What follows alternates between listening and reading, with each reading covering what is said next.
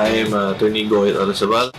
I'm 49 years old. I am a lawyer, electoral reform advocate. I'm a columnist and an adventure cyclist.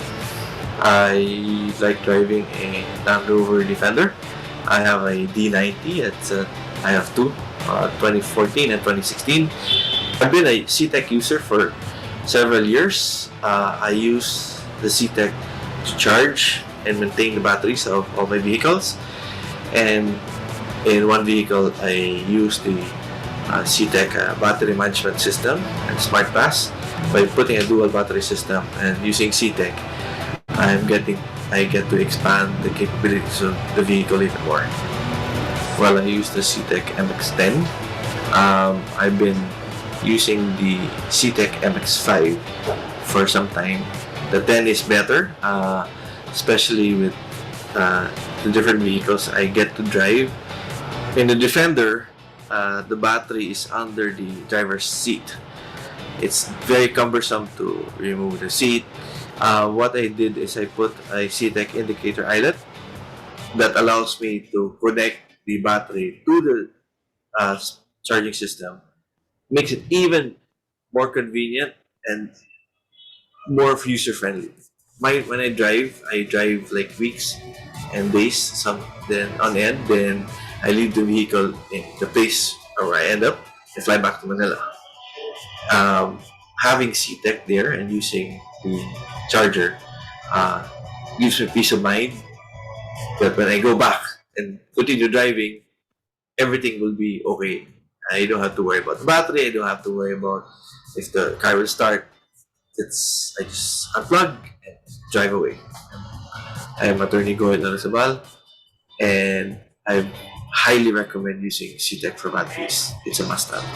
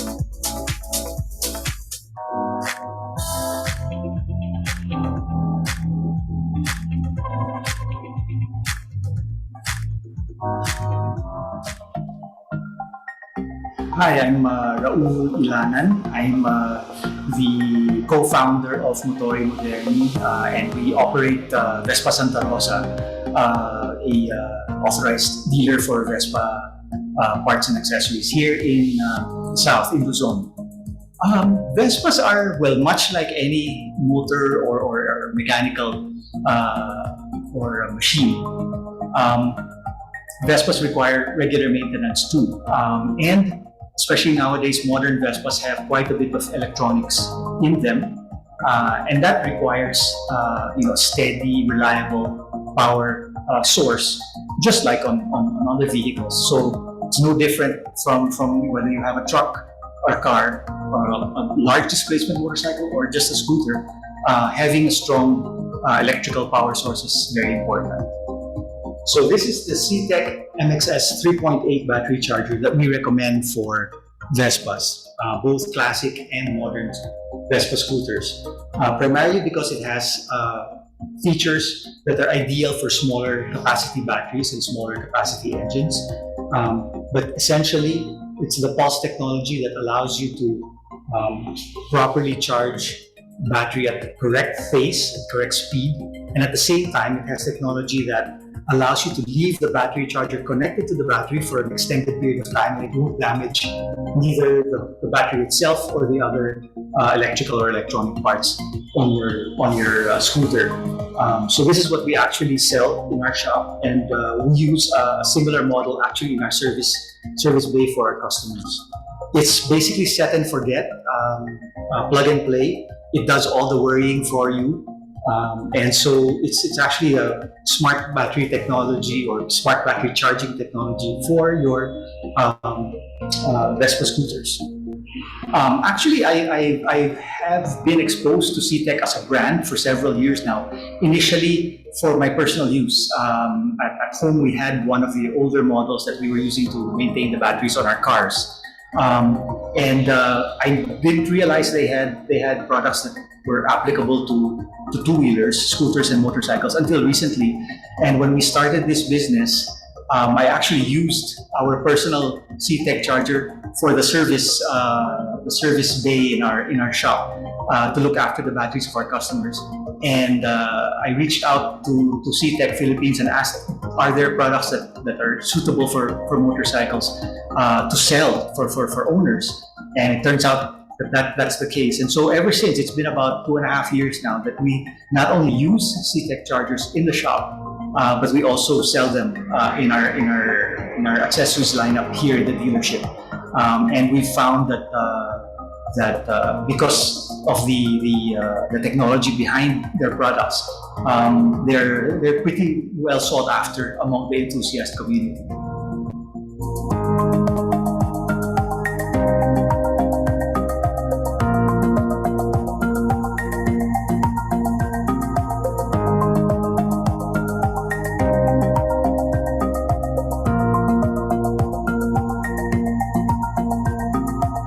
Hi, I'm Raul Ilanan of Vespa Santa Rosa, Motori Moderni.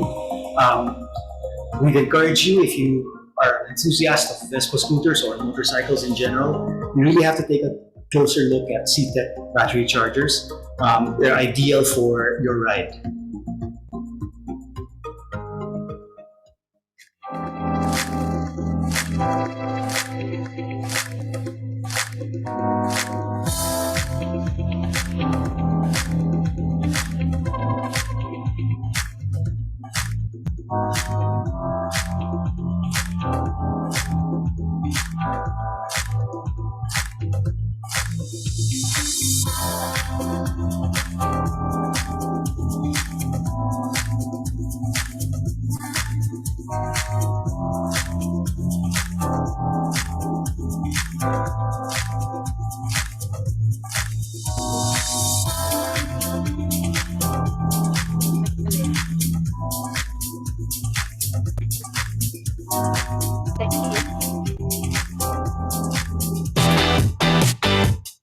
I am Attorney Goy Olasabal. I'm 49 years old. I am a lawyer, electoral reform advocate. I'm a columnist and an adventure Kosa cyclist. I like driving a Land Rover Defender. I have a D90. I have two, 2014 and 2016. I've been a CTEK user for several years. I use the CTEK to charge and maintain the batteries of all my vehicles. And in one vehicle, I use the CTEK battery management system and Smart Pass. By putting a dual battery system and using CTEK, I get to expand the capabilities of the vehicle even more. Well, I use the CTEK MX10. I've been using the CTEK MX5 for some time. The 10 is better, especially with the different vehicles I get to drive. In the Defender, the battery is under the driver's seat. It's very cumbersome to remove the seat. What I did is I put a CTEK indicator eyelet that allows me to connect the battery to the uh, charging system. Makes it even more convenient and more user friendly. When I drive like weeks and days, some then on end. Then I leave the vehicle in the place where I end up and fly back to Manila. Um, Having CTEK there and using the charger uh, gives me peace of mind that when I go back and continue driving, everything will be okay. I don't have to worry about the battery. I don't have to worry about if the car will start. I just unplug and drive away. I am Attorney Goy Larrazabal, and I highly recommend using CTEK for batteries. It's a must-have.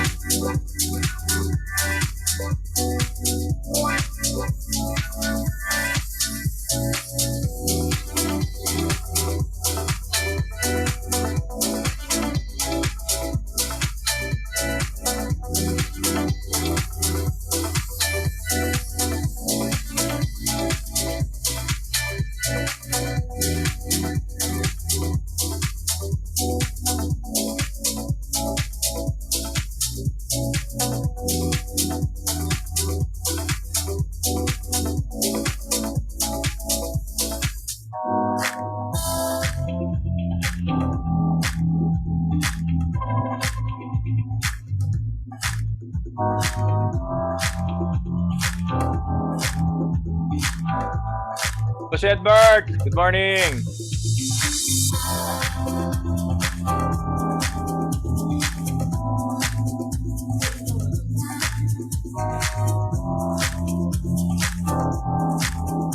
Boss Robert, good morning!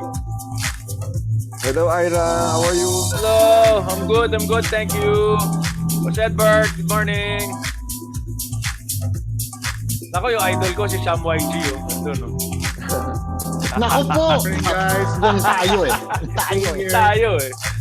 Panggugulo lang ako dito. Hi, Sam. Hi, Sam. Hi, good morning. Thank you for being here. Thanks for having me. I'm sure it's going to Thanks be for having us. fun for everyone. Morning. How you doing, Sam? Good, good. Excited to host for you guys. Good to see you. Oo. Sana maintain. Hirap pag-maintain pag lockdown.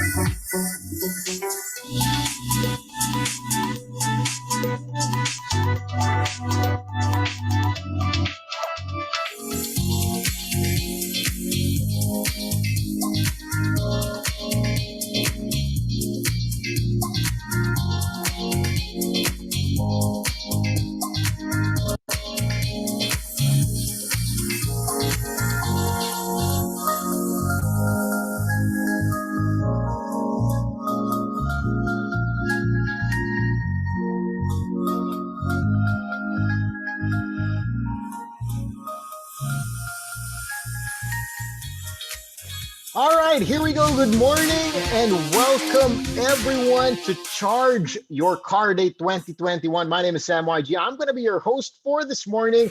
First and foremost, I'm happy to see everyone here. So many familiar faces, so many friends from the motoring industry. Ang maganda dito, no?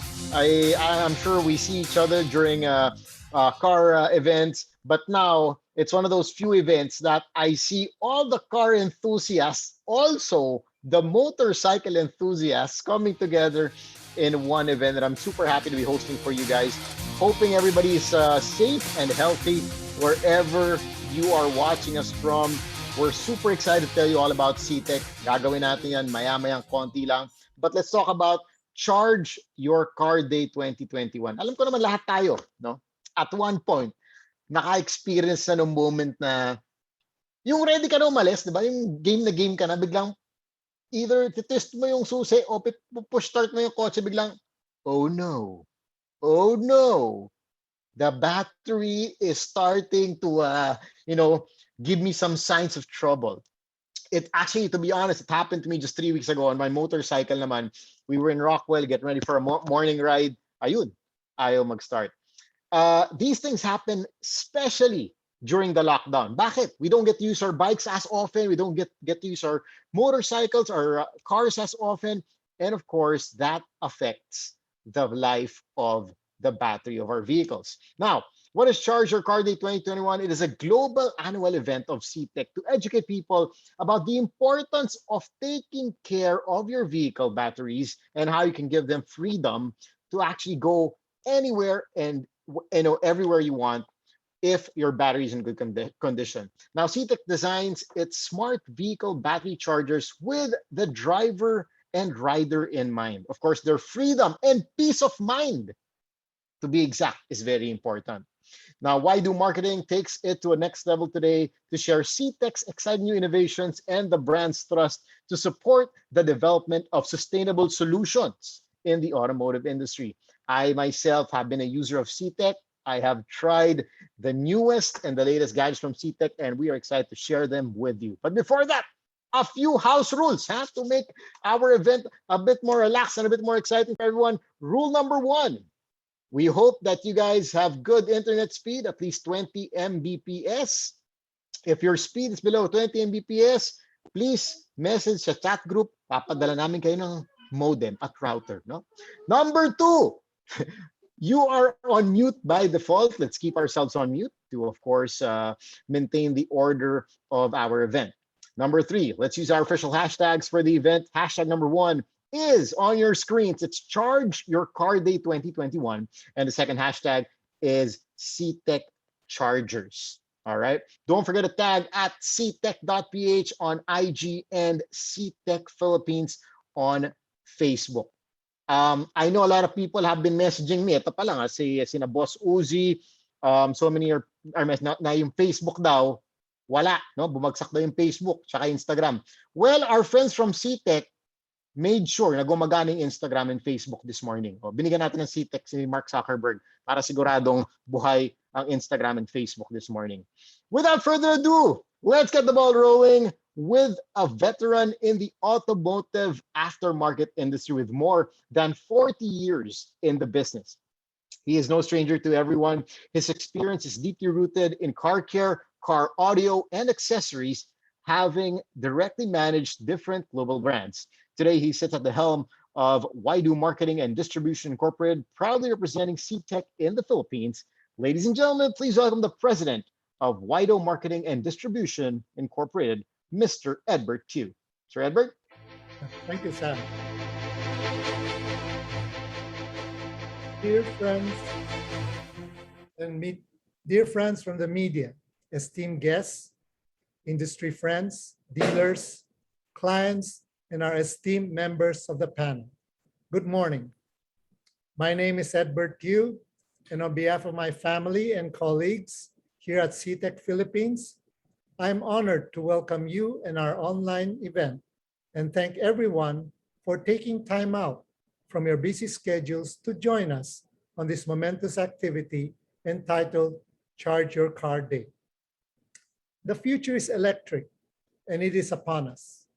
As major markets like Europe and China have mandated that all new vehicles must use renewable energy in the coming years, CTEK is at the forefront of the massive paradigm shift in the industry. We at CTEK are more than ready to take on this challenge as a co-partner of an electrified future. Aside from producing OEM-approved smart battery chargers and maintenance, CTEK strives to develop and deliver battery charging technology that will make motoring life easier, more convenient, and less worrisome. The global pandemic and ensuing lockdown have shown just how valuable a CTEK smart battery charger can be when cars are parked for extended periods of time, ensuring that your car's batteries are always ready for anything, anytime, by extending their life and maintaining battery health.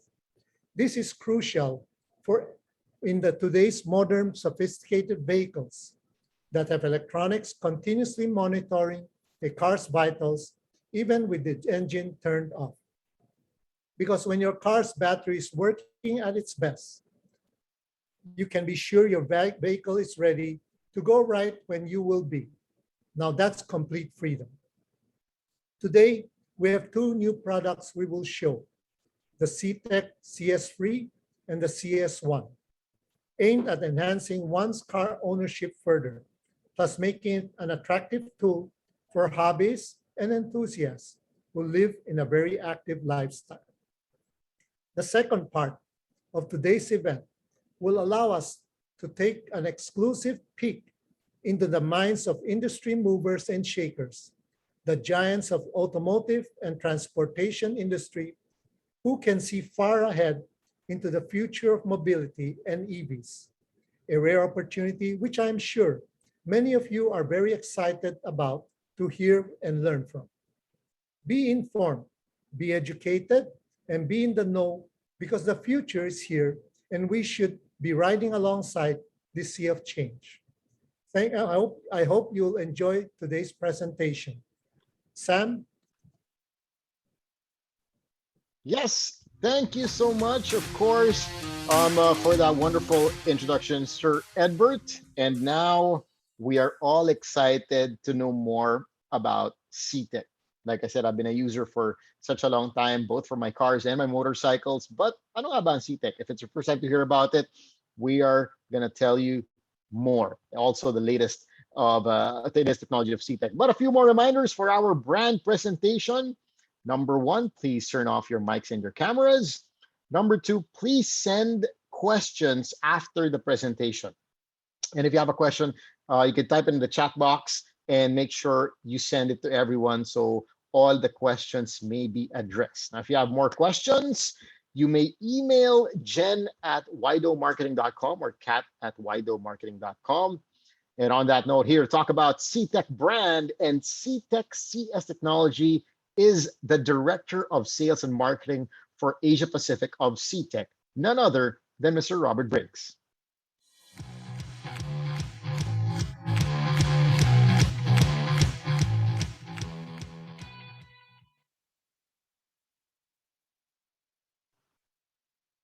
Sir Robert, Sorry. I believe My apologies. you're on mute.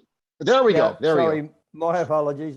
Firstly, welcome everybody to this great event. CTEK have tried to create a Charger Day globally to make this a special day for everybody to understand the importance of charging, and also we'd like to introduce some of our latest technology that CTEK are very excited about. Some of these products are world firsts. There's no such products in the market. So firstly, we'd like to just introduce you to our company with a slight video, just to give you a bit of an overview of CTEK. We know we have the right people doing the right thing in the right part of the company. Absolute faith in everything we produce. For a market we dominate, battery chargers in the world. By contrast, maximize your battery performance.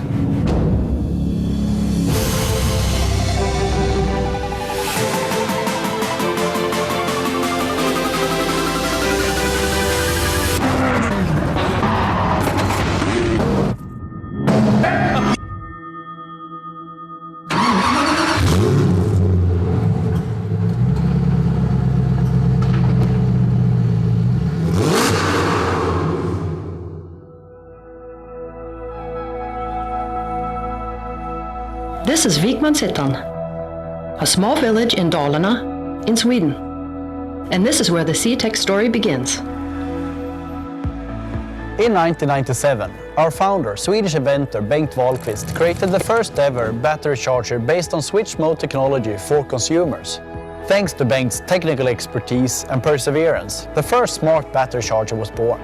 We now sell more than 1 million chargers in 70 countries all over the world every year.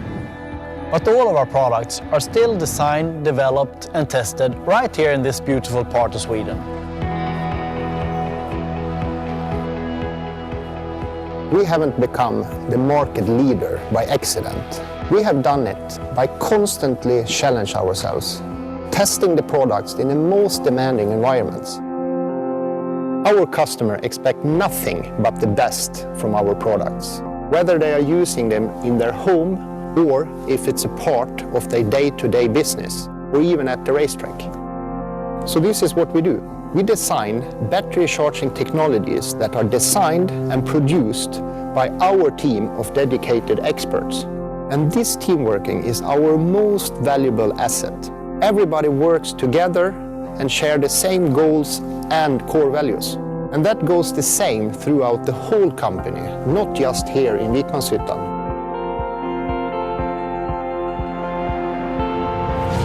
Although CTEK is a multinational company with centres in Europe, Asia, North America and Vikmanshyttan, we're still a very united team. It works because we have a family mindset. We know each other, we know the products and we know what the company wants to achieve. We know we have the right people doing the right thing in the right part of the company. We've invested heavily in partnerships across the globe that share market intelligence. We deliver training and promote the company through a wide range of hospitality events.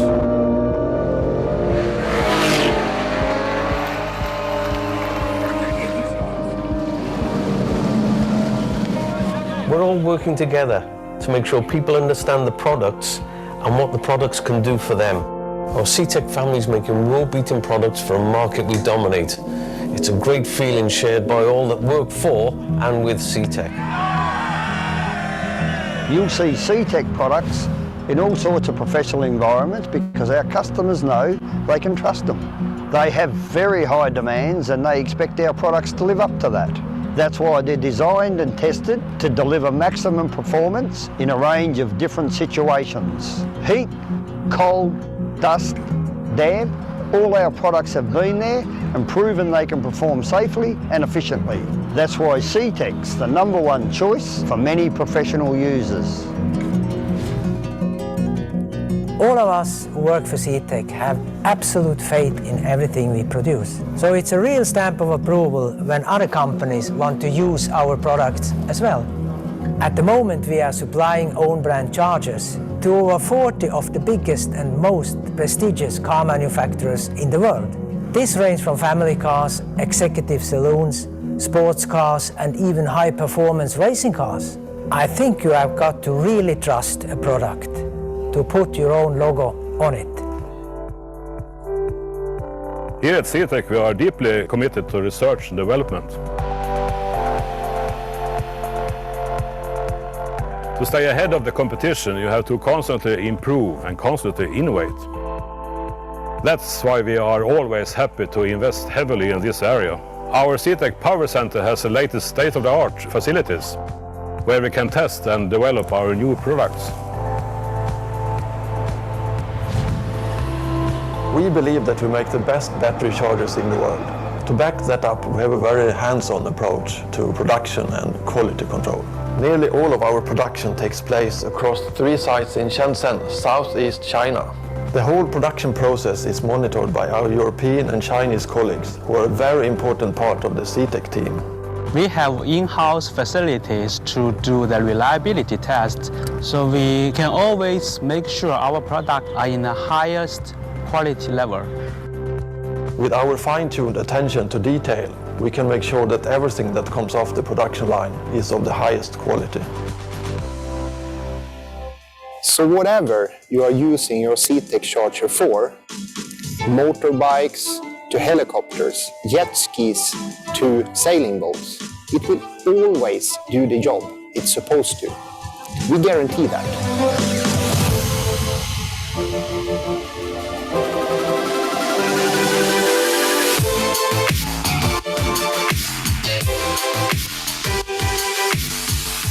We are CTEK, and we will maximize your battery performance.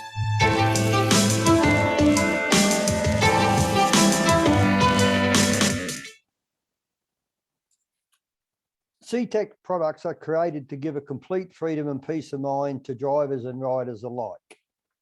With the likes of the MXS5 and even our onboard charging and professional line, CTEK caters to different lifestyle needs and the differences consumers have.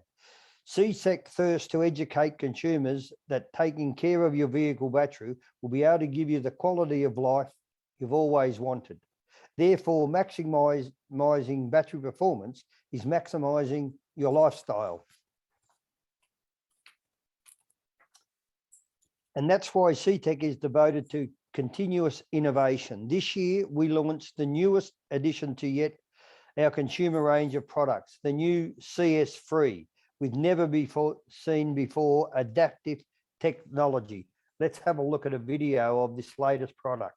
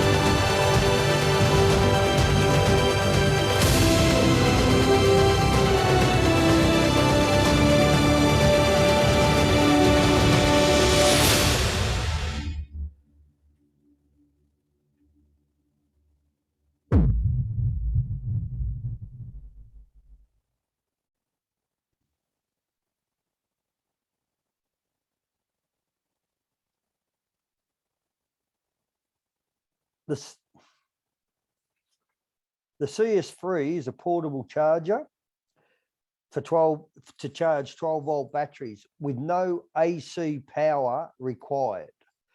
You can plug in the detachable clamps to the CS3, attach the DC cables to the battery connection points, and we always recommend that you follow the manufacturer's instructions in doing that.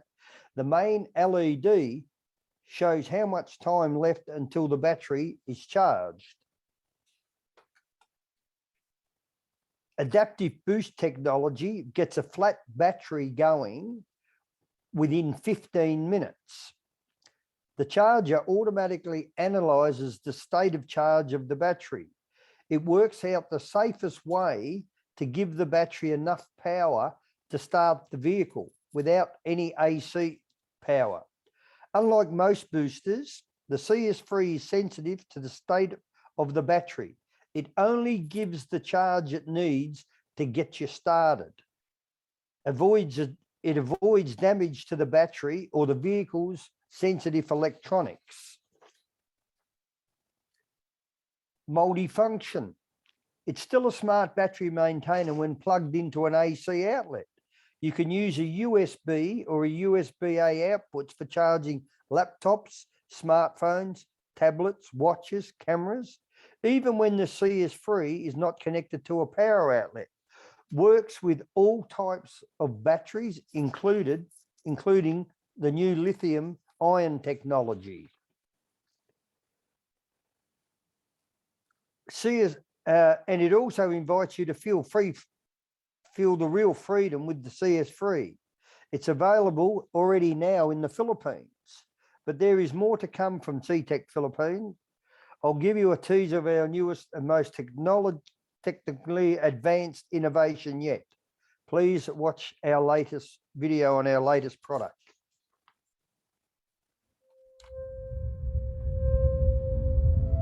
An elegant new design, a user-friendly interface, and all new Apto technology. This is the CS1. The most technologically advanced battery charger the world has ever seen, creates powerful simplicity for the user. With no buttons to press and no modes to select, CS1 makes charging easier than ever before. Its revolutionary Apto technology pushes battery charging generations ahead, as you no longer have to adapt to the charger, but the charger adapts to you. Automatically recognizing your battery's chemistry, size, and health, the CS1 will instantly create a unique charging program for your specific battery. This, combined with new polarity-free clamps, means you can do nothing wrong. CS1 comes in a sleek black design with our unique mounting system for a quick connection to CS accessories. The countdown indicator shows clearly when the battery has enough energy to start and how long is left until it is fully charged.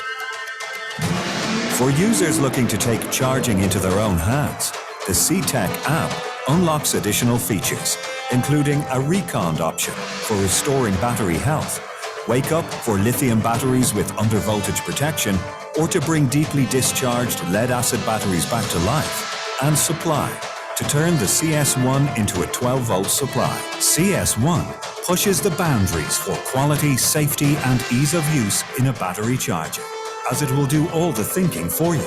All you have to do is simply charge.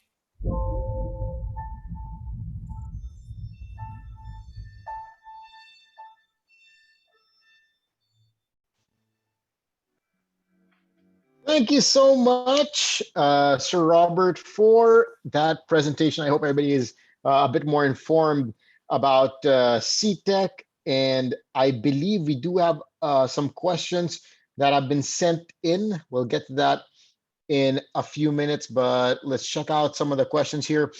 Also, we're going to have a raffle in just a short bit. And here is our first question, if you don't mind, Sir Robert. No? What does it mean when the CS3 is portable? Can it be used to maintain my vehicles even without an outlet 100%? Because personally, that's one of my problems. If you live in a condo, you don't really have an outlet to plug into, the CTEK. I have the MX S 5.0, but now with the CS Free, if you live in a condo where you don't have outlets in the basement parking, how does that work?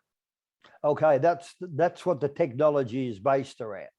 If that somebody who lives in a condo, or they've had experienced a flat battery, or they could be out camping in the in the environment somewhere, and they've accidentally left the radio on the car or whatever, they've gone to start the car and it won't start.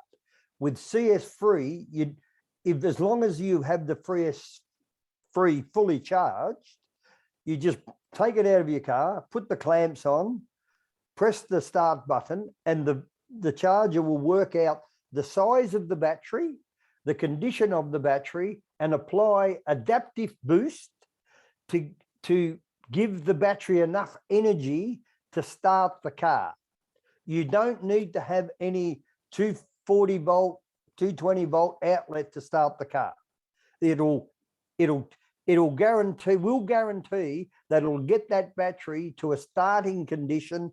Maximum time that would take would be 15 minutes. 15 minutes.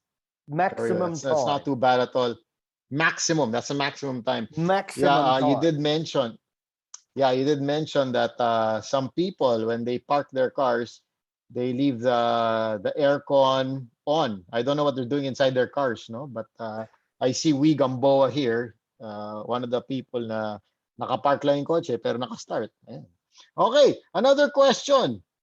Here we go. What merits the CS Free price difference versus the regular CTEK? Another very good question, since now we're talking about portable CTEK here. Yep. Well, the quite obviously the CS Free is completely new technology. Okay, it's designed to give you that freedom to be able to charge, but also with the CS Free, you get an MX5 built inside that you can use if you plugged it into your AC outlet at home to maintain your battery while you're not driving the car like the standard MXS 5.0. You can also use it as an AC charger. Plus, it has the other options to.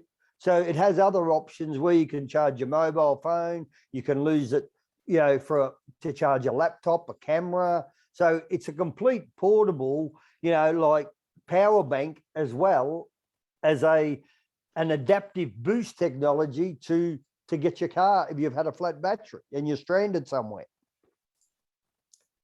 I like what you said there, because I have a question here from Ron De Los Reyes off the chat box. And anybody else, if you got questions, feel free to type in the chat box. Ron says, can you also use the charger to power USB connected fan or lights, especially when you go on camping trips? Yes, of course, because it's a power bank. It becomes a 12 volt power bank. When it's used as the adaptive charging, it'll deliver 20 amps of current, which is a lot of current going into a battery to charge the battery. That's where the 15-minute cycle comes in, because it's such high current going into the battery. But when you're using it to charge your mobile phone or laptop, well, the laptop battery will tell the CS Free how much power it needs, and it will give enough current accordingly. All right. Thank you for answering that question. Nix over here has a question. Does CTEK 1 work for big vehicles? We're talking about 18-wheelers and tractors. CS1 will do a battery size from 1.2 ampere hour to 300 ampere hour. Okay, a 300 ampere hour battery is a big commercial heavy duty truck battery. And the way CS1 works with Apto technology, you could say, well, how can a charger charge a battery that's 300 ampere hour, and let's say a motorcycle battery that's 5 ampere hour? It's like filling up a glass of water. the glass will fill up very quickly depending how hard you have the tap on. The charger will see the current rise really quickly in a really small battery, and it'll drop the current down because the voltage will rise really quickly. So it'll drop the current down to slowly just bring that battery up. But if it's a bigger battery, it'll give the full maximum output of the charger, which is 8 ampere hour. There you go. Thank you for answering that. Okay, Carl Konanan, can you leave the new units clamped into your car battery but not plugged in for maintenance? If so, how long? On which is he talking about, CS3? I think so. I think that he's talking about CS3. If he's talking about CS3, if you're using it as a maintainer, as the free product, not connected to any AC power, it will only charge the battery to the battery's full, because you would have drained the internal battery of the CS3. So you can't leave that on forever as a maintaining charger, as a free charger, not connected to AC power. That's why it has the other cables to plug it into AC power to use it as a maintaining charger. There you have it. I'm going to read a comment of Sam, which a good friend of mine Sam has known for I think 20 years, even more. He says, CTEK has saved me from several battery drain situations in our shops, especially during the pandemic. Same with me. I have to agree with you, Sam. It saved me so many times. Been using it for years as well. Ulysses Ang of Car Guide PH. Sir Yuli, good morning. Will you need the CTEK app to change the CS1's modes? No physical buttons in the CS1 itself. Correct. Is the new app versus the CTEK Battery Sense app? Yeah, how does it work? Correct. With this technology, it has Bluetooth connectivity to your phone. So as you've seen in the video, the cables are non-generic. It doesn't matter whether you put them on the positive or the negative, the charger works it out, okay? The charger automatically works out whether it's positive or negative. So,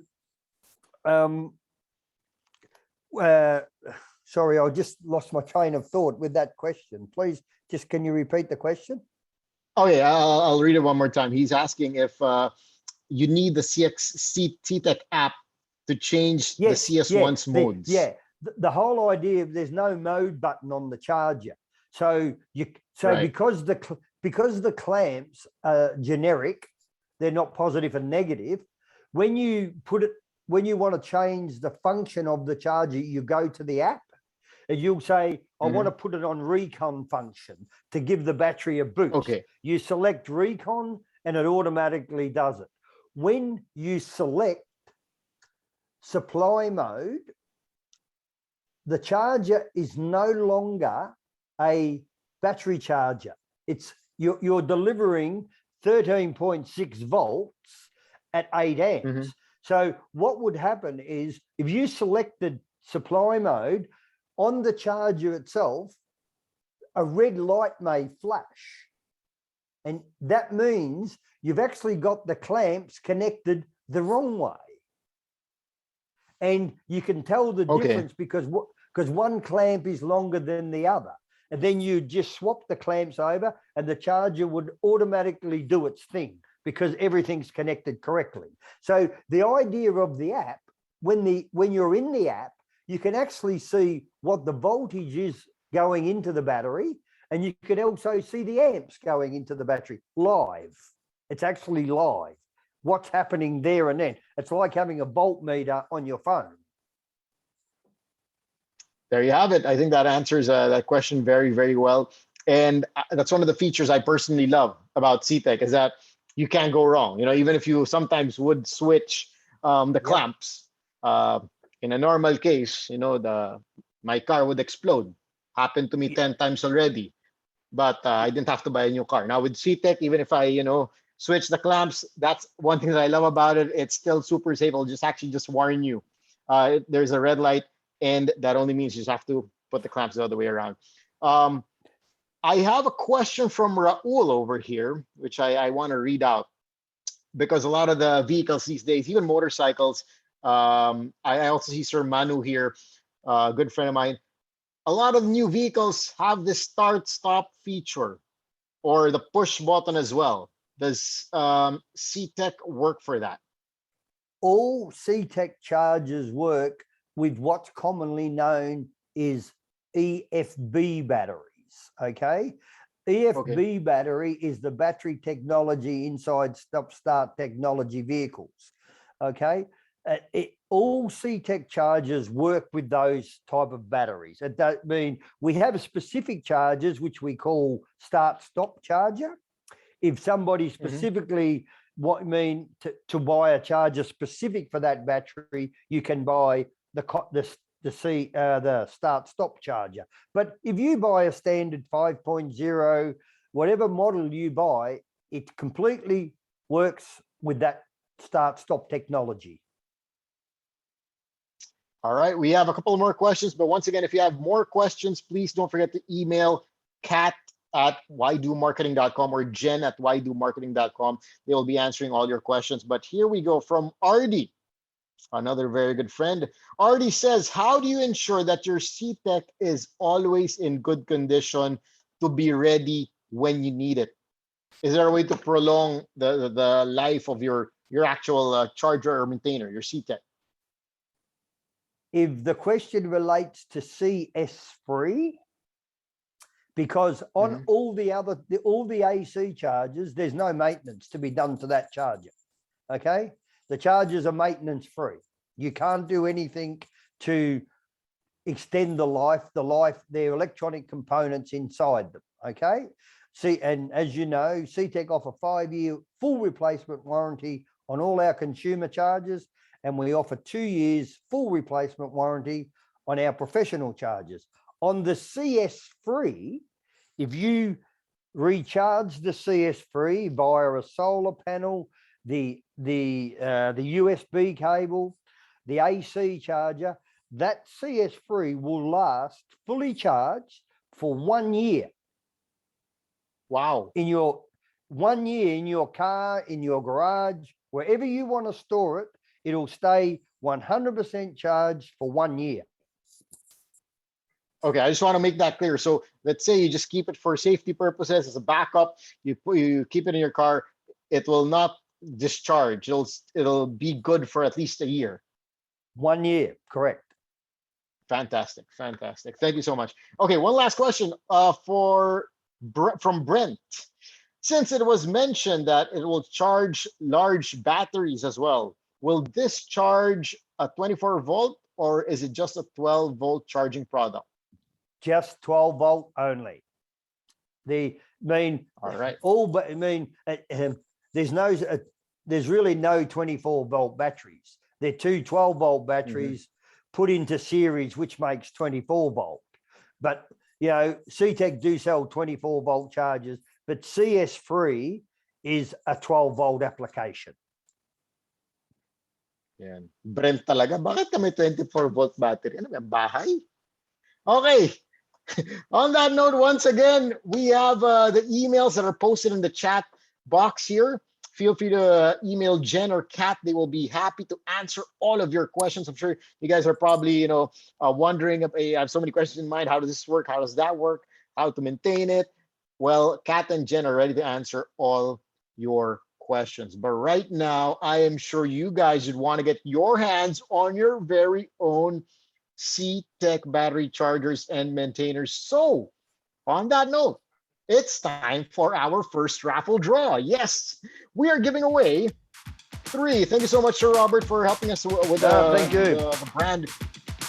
And here we go with the raffle. 3 brand new CTEK MX-S 3.8 units with free side mirrors. Oh, ang ganda. May CTEK MX-S 3.8 ka na, may side mirror ka pa. Okay, we'll do this via randomizer. So guys, keep your eyes on the screen.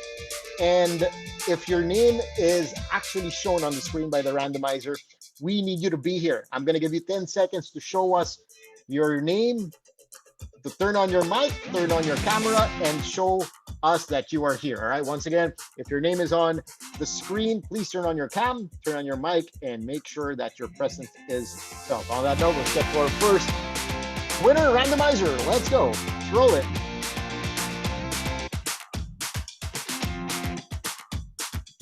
In 3, 2, 1, stop. Up. Tap. Maceda. Aguila, are you here? Giving you 10 seconds to turn on your mic and your camera. I'm here, kaso di ako ka-makeup eh. Ay, alam na. May tinatago ka na naman. All right, I think we're gonna take that. Ayun. Thank you. How are you, bro? Hope everything's well. Congratulations. You are the winner of a brand new CTEK MXS 3.0. We're gonna be sending over the unit to your doorstep, so no need to worry. But right now, let's get to our second winner. Here we go. Start the randomizer.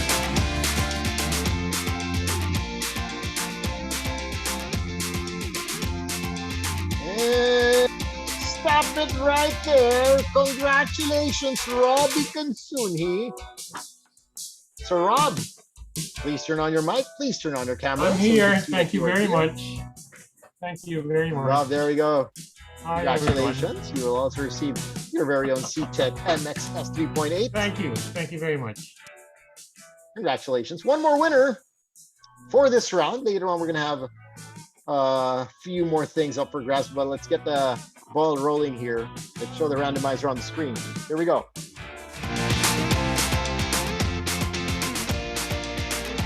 3, 2, 1. Stop it right there. Oh, the one and only Anjo Perez. Congratulations, Sir Anjo. I'm here. Thank you. Thank you. Anjo, good job. Congratulations, bro. And Thank you. there you have it. Congratulations to all our winners. More prizes, like I said, to be given away later on in the program. And, of course, a panel discussion, which you guys should look out for. I'm super excited for that as well. We have great panelists on hand who will be joining us in a few minutes. But right now, we'll take a quick coffee break. We are going to get back to the program in about 10 minutes. We'll see you guys right here at 10:55 a.m. for CTEK Charge Your Car Day 2021.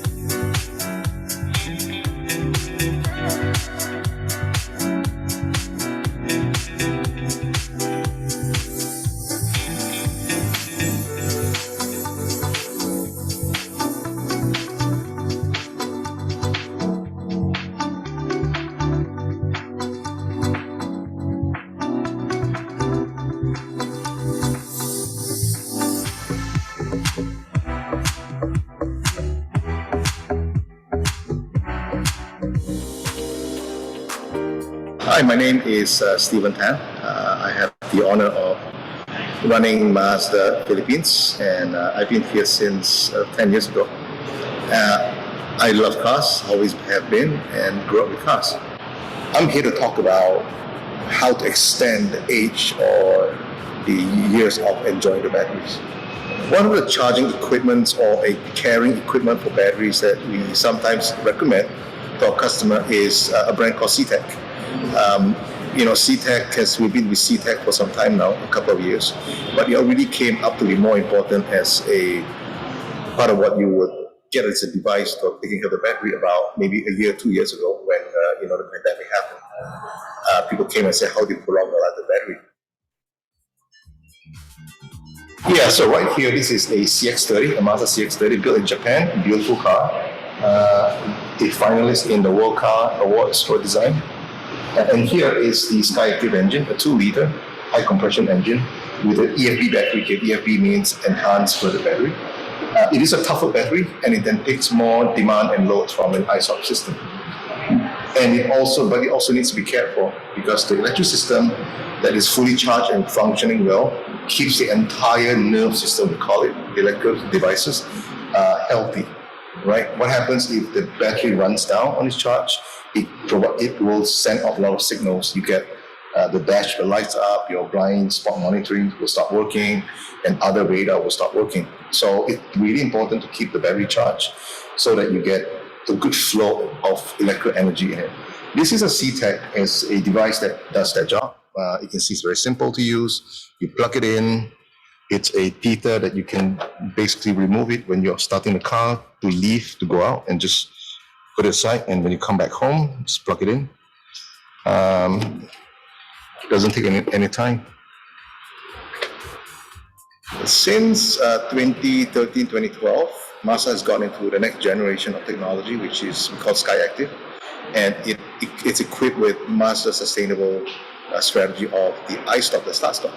So lots of cars have start-stop system in it now, and it really works, especially if you're driving in congested roads, like much of the Asian city, also like Manila, where the start-stop is something that will idle the engine at traffic light or when you stop and saves fuel.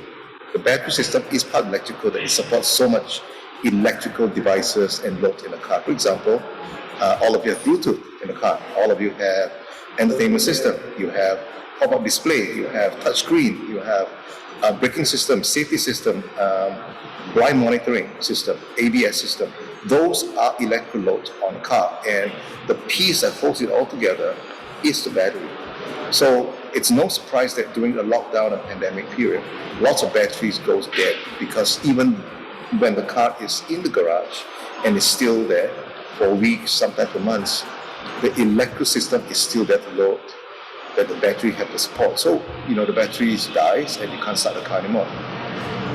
So it's important to treat the battery as another piece of the electrical system, and in order to take care of the batteries, you need other support system or charging system for the battery to make it last a long time. So it is not true that batteries should only last maybe a year, 2 years, but it can last a long time. So CTEK is something that we said, you can use CTEK, it's relatively inexpensive for something that looks after an important part of your component. Because replacing battery is not just wasteful, it's also costly. And disposal of the batteries, buy new batteries, disposal of that. You can really avoid a lot of the hassle through a device like CTEK. Plug it in, leave it there, and you just basically take care of the battery.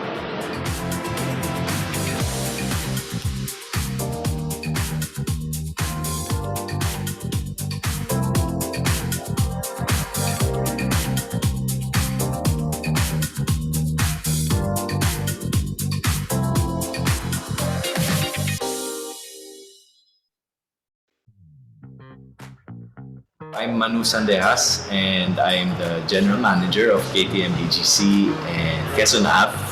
Especially now that we're in the middle of a pandemic, and we don't know what's going to happen. It's really critical that we take care of the batteries of our motorcycles because it could make or break the ride. You wake up in the morning, gear up, you're inside your house palang, pinapawisan ka na, and then you get to your bike, it won't start.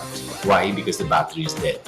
So personally, I've been using CTEK for about 5 years now, and it's my battery charger of choice because unlike other chargers, it monitors the proper charging of the battery. Hindi sobra lang. The charger is able to determine when the battery is charged already optimally.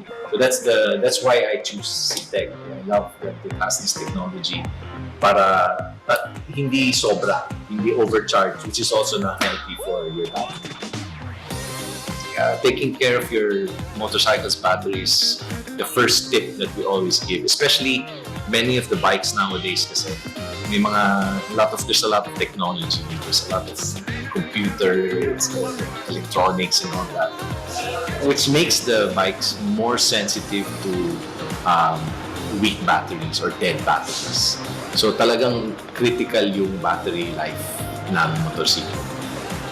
And for me, personally, I speak from my personal experience. The use of battery charger like CTEK is maximizes my batteries, and I think it's safe to say even almost double the life, and makes it way more reliable.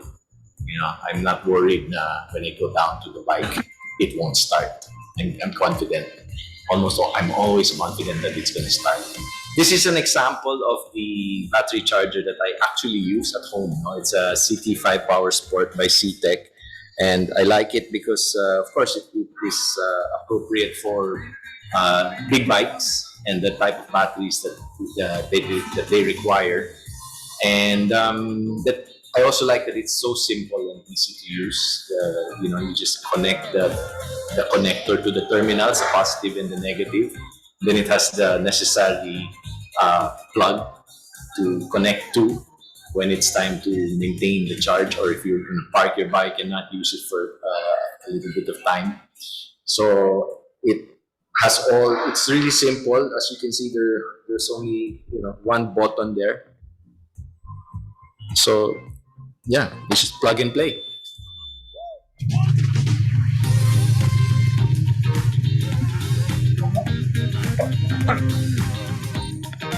I'm Manu Sandeas of KTM BGC and Quezon Ave, and I'm here for CTEK, the right charger for your bikes. Keep your batteries healthy.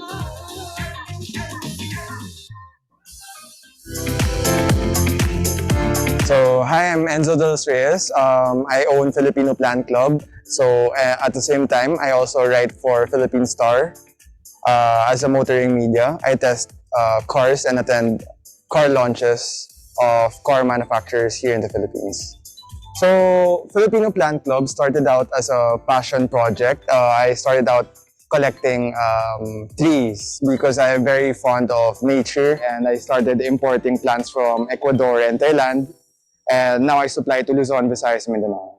I have my own delivery service, and I usually have an Isuzu Travis or in-house motorcycle rider that delivers the plants safely from the greenhouse to the clients. The model that I use is CTEK MXS 5.0. One of the most important features that CTEK has for me is that it revives heavily discharged batteries back to life. And this is very important, especially for my business, because I bring this Isuzu Travis all around Luzon for my plant hauls, for my plant deliveries. And it's very important and crucial for me that I don't have a discharged battery outside my house. Hi, I'm Enzo De Los Reyes from Filipino Plant Club. If you're an entrepreneur like me and mobility is very important, CTEK will be your lifesaver.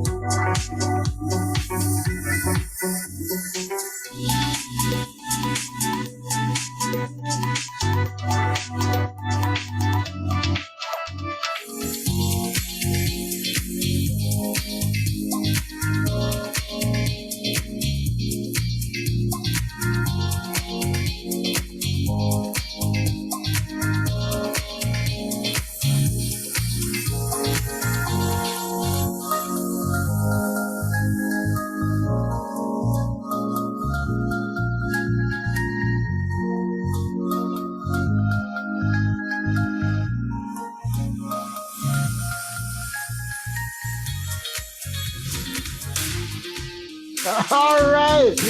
And we we are back. Hope you guys were able to take a quick break, have some coffee, get some water, and everything in between. We are back, and we're going to learn a whole lot more about CTEK, about saving the environment, about being eco-friendly. Once again, my name is Sam YG. If you just joined us, this is Charge Your Car Day 2021.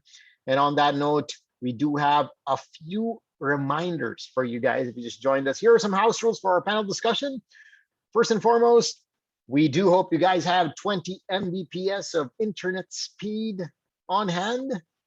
Our second rule, of course, please mute your mics on Zoom as not to disrupt the presentation and the panel discussion.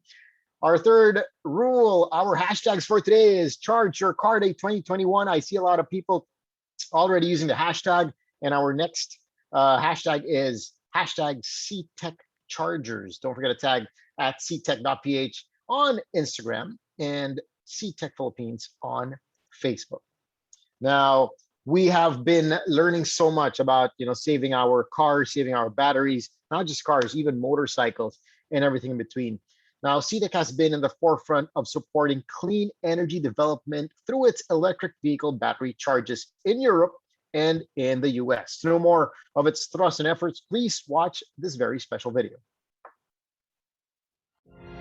Imagine a totally connected world where your electric vehicle interacts efficiently and seamlessly with the environment, wherever you are. We're helping organizations develop the infrastructure that'll make electric vehicle charging way easier and way more accessible. This is the future.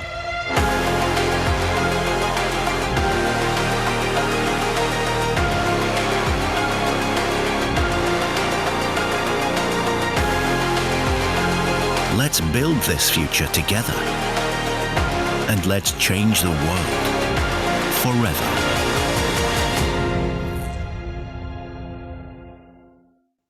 Yes, we are going to change the world together. With that, CTEK hopes to bring the same vision to a more sustainable automotive landscape here in our country, the Philippines. We'll start that conversation with a statement from the COO of eSakay Incorporated, who represents the said subsidiary of Meralco that is pioneering the e-transportation movement locally. Now let's hear it from none other than Mr. John Aguirre. Let's watch this video.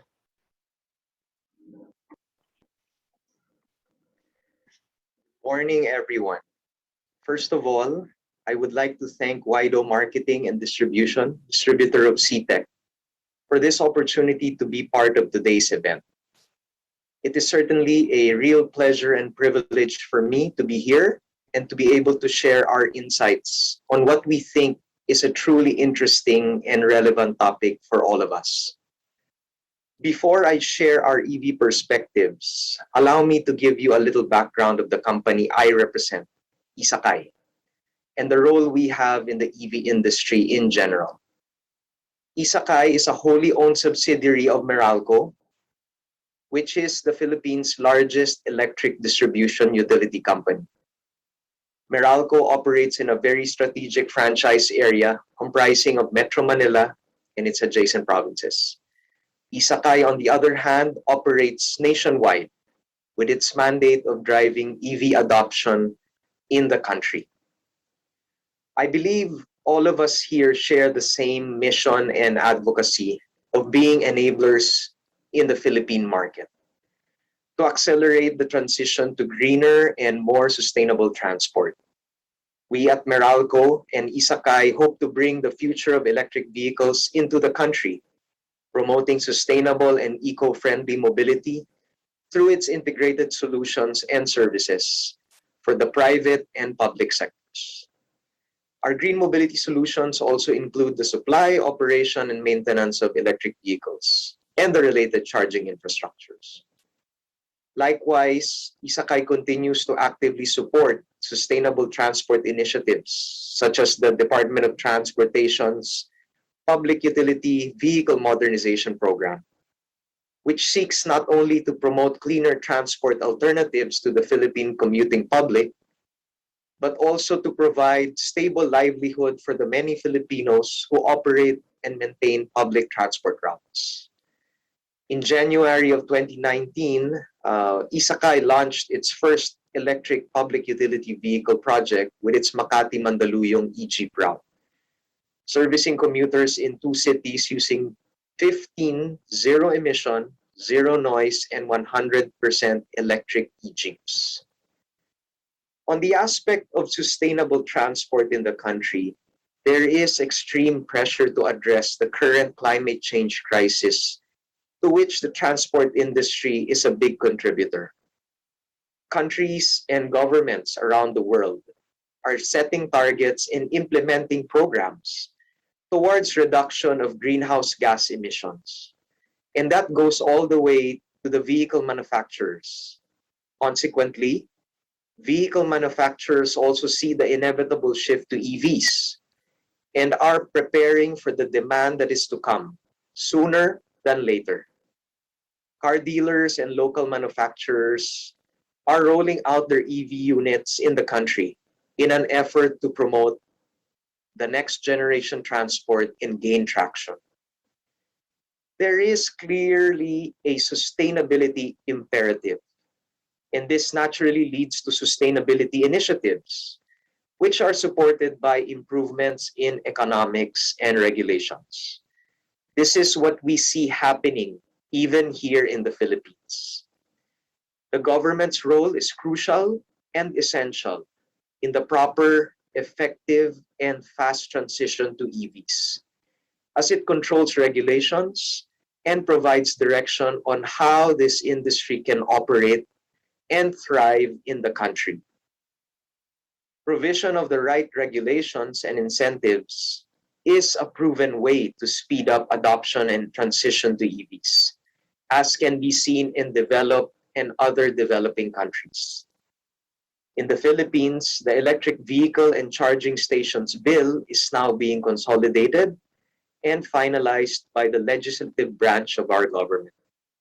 And the DOE is also promulgating regulations to support the active adoption and promotion of EVs and its related infrastructure. On the public transportation side, the government has a very good program in place, the PUV Modernization Program, that was launched in 2017. This is a supportive program that aims to develop a more sustainable and environment-friendly public transport system by introducing cleaner modes of transport vehicles such as e-jeepneys, e-buses, and e-tricycles. It addresses potential problems related to air and noise pollution, carbon emissions, and to a certain extent, less dependence on fuel imports. Isakay's Makati-Mandaluyong e-jeep route was piloted to support this program. Overseas, more of the eco-friendly vehicles are deployed for their public transportation systems. Together with other industry stakeholders, in particular the automotive industry and the Electric Vehicle Association of the Philippines, we are active in consultations and planning activities for the rules and regulations that would benefit and support this emerging industry. Industry stakeholders also continue to innovate and introduce smarter and better technologies that would improve EV adoption. The event we have today is proof of this, with CTEK supporting and enhancing battery technology. In closing, I would like to stress that the benefits of driving electric vehicles is very clear. And this is something that both the private sector and our government strongly support. With exciting new technologies currently being developed, which promise to also cut charging times to minutes, extend range significantly, and further enhance safety and automation features, there has never been a better time to switch to green mobility. Together, let us help one another build a more sustainable world for ourselves and future generations. Thank you, and I wish everyone an enlightening and successful event.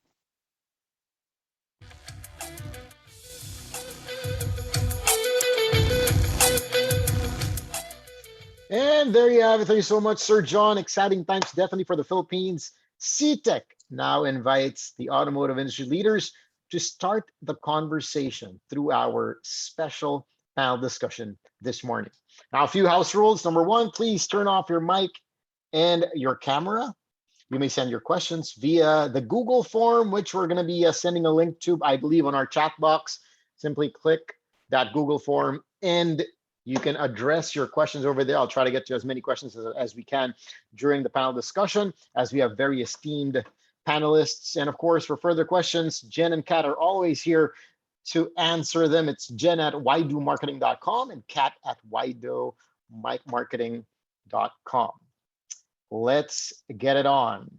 Our first panelist is none other than the president and managing director of Nissan Philippines Incorporated, a position to which he was appointed to in 2019.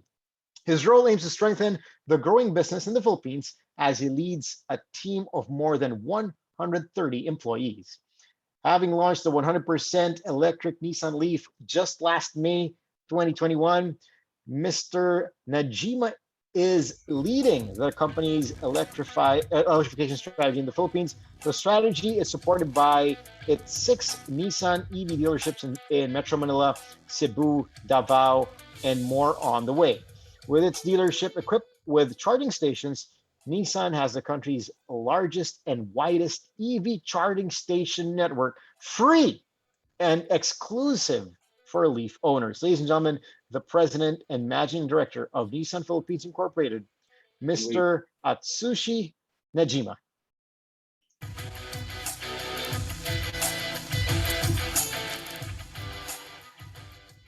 Thank you. Good morning, everyone. Thank you for having me this panel discussion this morning.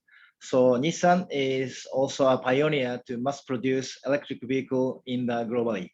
We introduced our Nissan Leaf first generation in 2010 in Japan.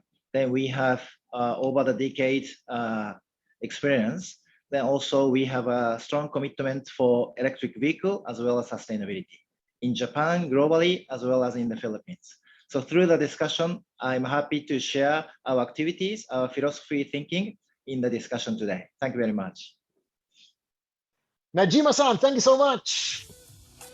Second panelist for today spent over 30 years with Toyota in various roles and in a number of Toyota organizations, including Toyota Motors Philippines, Toyota Motor Asia Pacific, the regional headquarters of Toyota in Singapore, and Toyota Motor Corporation global headquarters in Japan.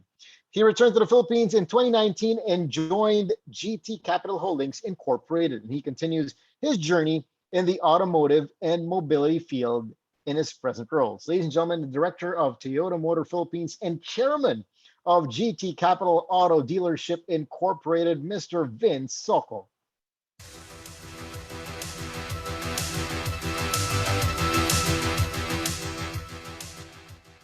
Hi, good morning. Thanks for having me again.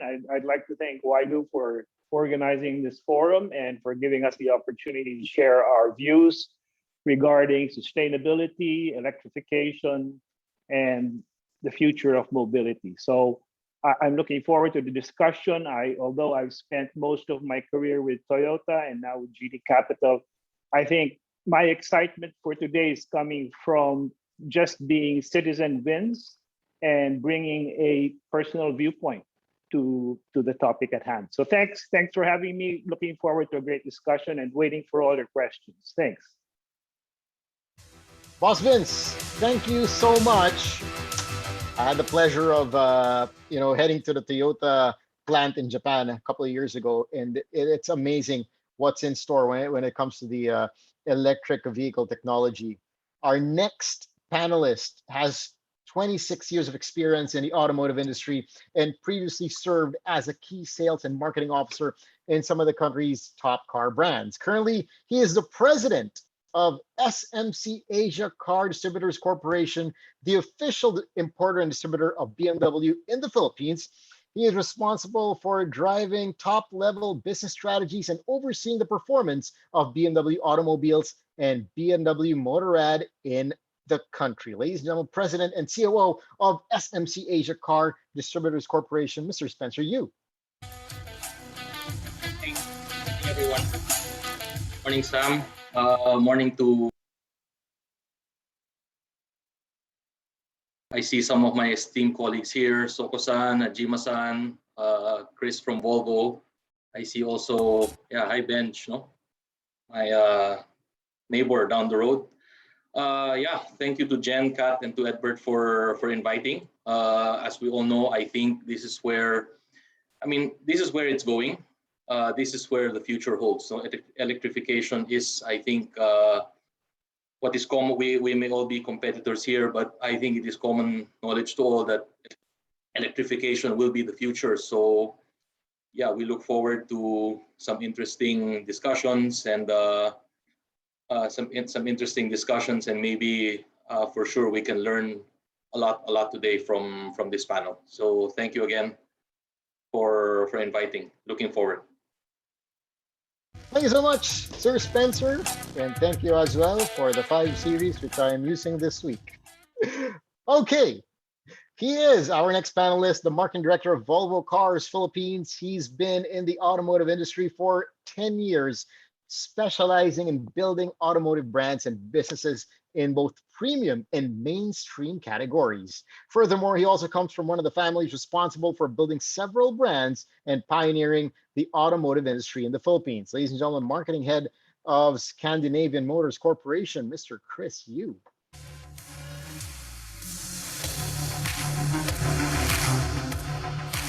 Hi, good morning, everyone. Congratulations to CTEK for this wonderful event.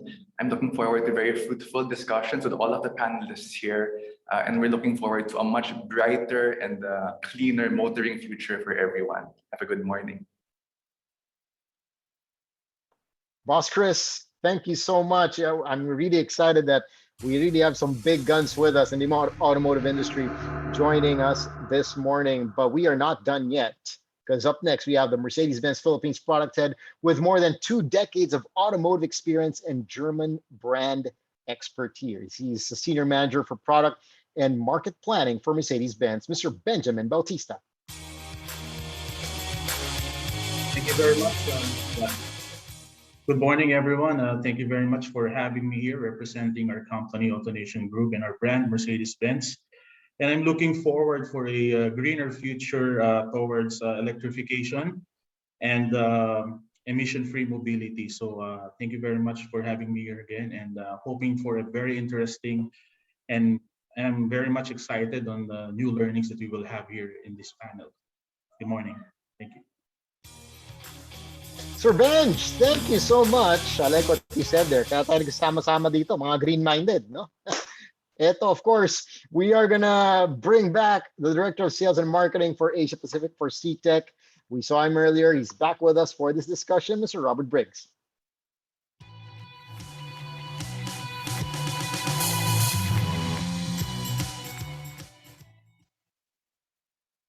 All right, on that note, everybody present, everybody good to go. I'm gonna get the ball rolling with a question for Sir Vince.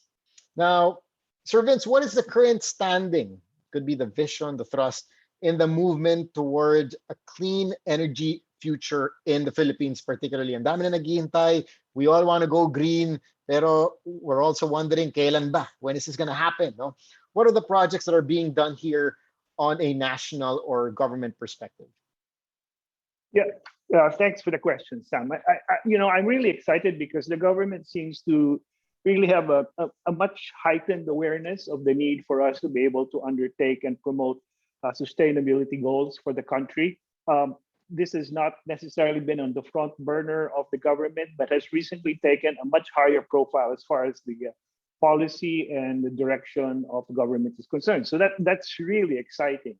We have the Renewable Energy Act, which was put in place in 2008. That's kind of set the stage up, but now it has to be fleshed out. The Department of Energy is now putting out policies regarding the shift to more sustainable and renewable energy. So recently they made pronouncement about a moratorium on the development of coal plants. They also are enabling 100% foreign investment in geothermal energy. So that's all good, and as mentioned earlier, this move towards the modernization of the public utility vehicle sectors is a great man on the street initiative. So there's lots of things going on, and this is something that we have to be excited about, and we in the auto sector, in the mobility sector, would like definitely to partner with government as they move forward. Having said that, I think what still is a question mark, at least from my point of view, is where the government is insofar as its agenda on developing clean energy is. There's been a lot of talk that there will be a shift from coal or fossil fuel fired plants to more renewable energy. I'm not sure though that the needle has been moved much. In fact, if I look at some of the more recent studies, it shows that since 2009, greenhouse gases have increased by 14% up to 2017. And that trend is supposed to continue increasing until 2030. And out of the greenhouse gases in the country, 70% are coming from the 51% is coming from the power sector, 26% from transport, and about 12% from industry. And in the power sector, 70% of our energy is still generated using coal or fossil fuel. And that really is still very high. So for the conversation, for the dialogue, and for the collaboration to actually happen in terms of meeting sustainability goals, it's impossible to have a separation of the discussion of electrified vehicles, for example, without speaking about clean energy. One without the other is actually pulling this conversation apart. That's my broad view of where we are right now, Sam. Thanks. Thank you so much, Sir Vince. I'm going to get to the second question, and anybody feel free to chime in or answer. How fast, I'm sure everybody also wants to know, how fast are we actually moving? Is the development compared to other countries? And what do you think is hindering our progress? But parang tayo medyo nahuhuli dito sa EV development.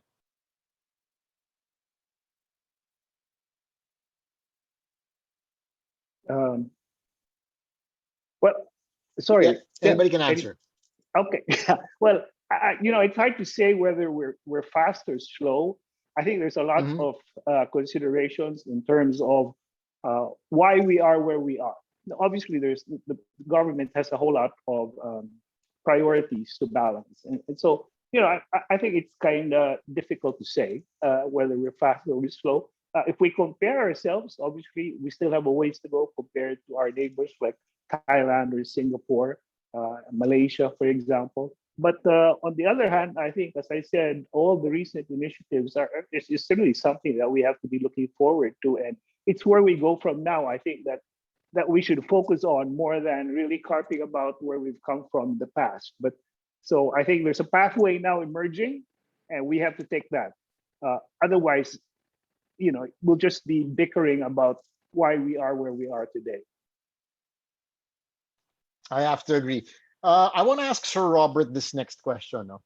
For Sir Robert, from the perspective of countries which have adopted more sustainable systems of transportation, what can be key points of success?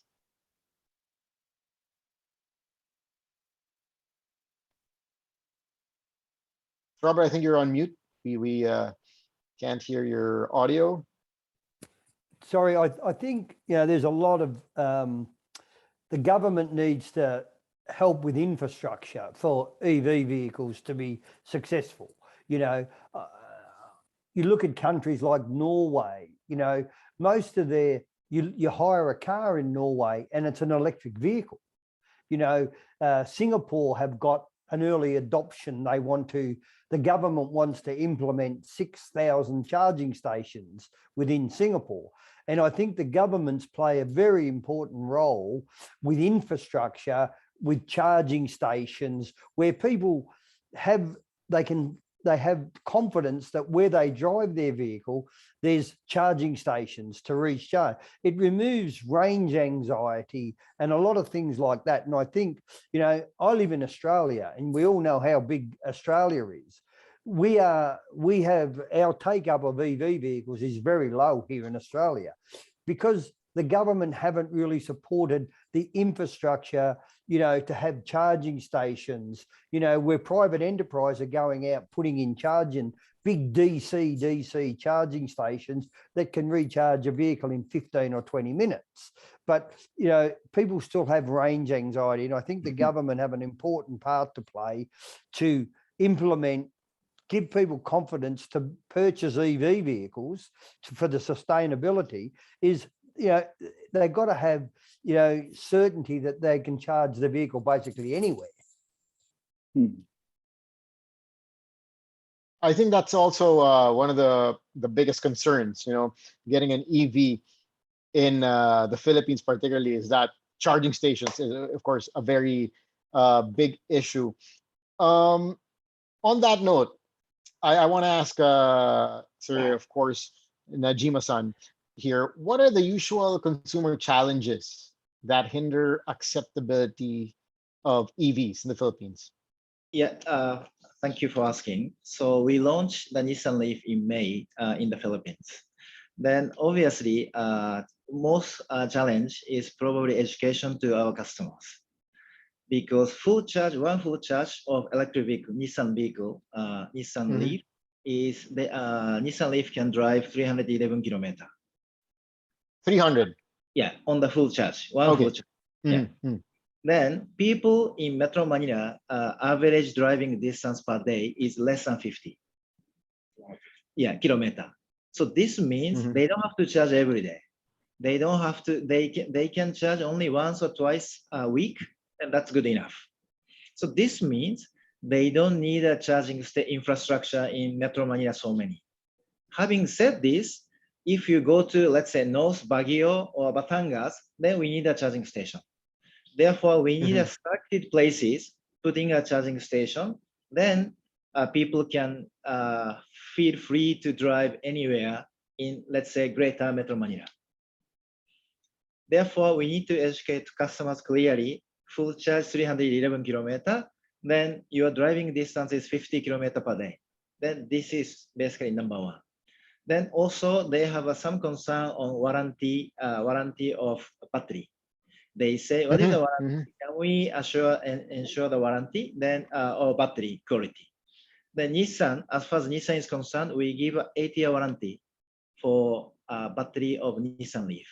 Therefore, this is more than normal car life of the people. Then if we talk to the customers or corporate account, then driving anxiety is 311 versus 50 kilometers per day. Then they said, oh, understand. Second is also battery quality is also 8-year warranty. Then third question is I get normally is, oh, electricity in Metro Manila is expensive versus gasoline. Is this really good or cost effective? Then answer is we have a 311 kilometers. Then roughly full charge at Metro Manila Meralco price is 350 or 400 peso, one full charge. So this means 1.2 peso per kilometer. Versus gasoline, 1 liter is 55 or 60. Then we drive 20, so this means 3 peso. So this means basically roughly 2.5 or 3 times running cost cheaper than us. Also, maintenance cost is cheaper, 25% cheaper within Nissan vehicles. So therefore, I think maintenance cost, total ownership cost is lower. I appreciate the stats there. I appreciate also the costing, because a lot of questions have been going on. Like even my fiance would ask me, like, how much would it cost, you know, to Meralco if you're going to charge an entire car? You know, she's of course thinking in the thousands. So once again, a full charge, as you mentioned, would be around 354 400 pesos. Yeah. Yeah. Obviously, And if that's you it. Okay. dealership, EV dealership, this is zero free charge. Okay. Got it. All right. I want to ask Sir Spencer. We're gonna move over to how do you see the role of the automotive industry? Being a big part of clean energy.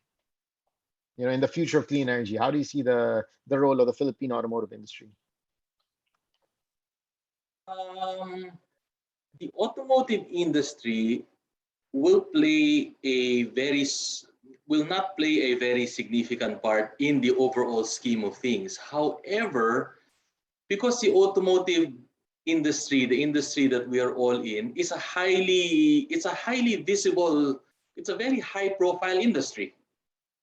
We have our own section in the newspaper. There are websites dedicated to the automotive industry, so it's very high profile. But I mean, let's call a spade, right? If we can sell 15-20% of our volumes as EV, I think Mr. Najima, Mr. Soho, and my other colleagues will be very happy for now. But that 20%, and even if I take a look at the amount of exposure that Nissan had gotten from the launch of the Leaf, it is so much more exposure than somebody opening, some recycling station or what. I mean, the profile of our business may then be used as a tool to further promote green energy. So by making our products more attainable, by making our products more reliable, and by making our products deliver everything that we say it will deliver, then it will get more people to buy into this green energy, and the automobile can be used as a tool to promote this kind of living. That's the way I see it. Is there still a big price difference? When we talk about, let's say, getting a car of the same model, the EV version and the gas version, what's the price difference roughly? I cannot speak for the other guys, no. But let's put it this way: I think in the last 6 months, even this year, we are on the right track. No, like we're on the right track. Lately, they've passed the bill. They passed the bill for this Charging Station Act, and then the EV Act to be able to promote local production of electric vehicles. And then they've also, I mean, it started with the train back then, no, in 2018 when they implemented zero ad valorem tax for full electric vehicles. It has started already. It's a good start, but I think we can do more. I think Robert mentioned also earlier 6,000 charging stations. I think that would be fantastic if we got that here. You are correct. Range anxiety is number one, and then of course the battery quality. Believe it or not, I mean, we are in a country that we still get things like, if I go to the flood, will I be electrocuted and all that? No, so I'm sure Mr. Najima will get that kind of question. So again, it's really down to education. We need to promote good education, and through forums like this, every little thing that we do can always help. Yeah, thank you, Spencer. Thank you so much. Let me add one comment. Go ahead. Yeah. Also, to answer to your question, is still I'll say electric vehicle purchase price is slightly expensive than ICE engine or gasoline or diesel. But again, this is an early stage of EV adoption in the country as well as globally. Therefore, still initial cost of especially battery cost is expensive. So in any other industry, if we have a scale more, EV adoption is accelerated in like Europe or US, even China, then we have a scale merit on battery production or even EV production, then this will drive the cost down. Then in the end, price cost difference is going down, as well as maintenance cost or running cost is cheaper. Therefore, entire car life should be same in near future. Sam, can I just jump in as well? Please. Yeah. So on the question about the role of the auto industry, well, I think the equation for sustainability is a three-pronged equation. One, of course, is government. The other one is the OEMs, like us, automakers. And of course, the third is the customer. So what we can put on the road very much is a function of what the three stakeholders can agree to use, for example. So the infrastructure has to be developed, obviously, charging stations and all of that. The OEMs, that's for us to develop the drivetrains. And then the customer has to decide how much he's willing to pay and if he's ready to take on the operating nuances of new technology. Without all of those three in confluence, it's not going to happen. Having said that, I think we have to also lay the predicate for the conversation. And the conversation about electrified vehicles is supposed to begin and end with what is the goal of electrification? The goal of electrification is not because electrified vehicles are better performing cars in terms of speed, comfort, although it does have all of those benefits. But the goal of electrification is to be able to support the goals of COP21, sustainability, and to affect climate change. That's the goal. So if we're not able to, again, as I mentioned at the start, partner with the energy sector in the provision of clean energy, this is not standing on firm ground. And we believe in Toyota that the path to electrification is not a single path. There are multi-paths going to electrification. So there are many alternatives, and the focus on a single one might preempt other options, because after all, electrification is still just evolving. And if we start to pinpoint or narrow our viewpoint to only one alternative, that might shut off other options that might evolve in the future. So that's all I'd like to say. Thank you, gentlemen, for sharing. We have a question for Sir Chris and for Sir Benjamin. Now, everybody's talking about the shift to EVs, but it seems car makers can't still decide on a common standard EV plug. I believe there are 3 types of EV plugs right now. Now, the question is, are car manufacturers close to coming up with a common standard when it comes to EV plugs? I guess Sir Chris can answer first. Maybe I can start by echoing the sentiment of Mr. Soko earlier. And I admire that statement that let's not look at where we came from and let's move forward and see where we can go. I think we can dwell, we've had too many people dwelling on why we are not South Korea, why we're not China, why we're not Europe. And there are so many answers to that question. And it's really an irrelevant thing to discuss. But what's important is you have so many people, just the 6 of us here and many more, who are in this direction to adapt this electric future and to be able to adapt these electrified vehicles. Now, on the question about the unified plugs, that is something that is evolving. I think us at Volvo, we had to adapt to the different plugs. We have different plugs for different markets where we sell in.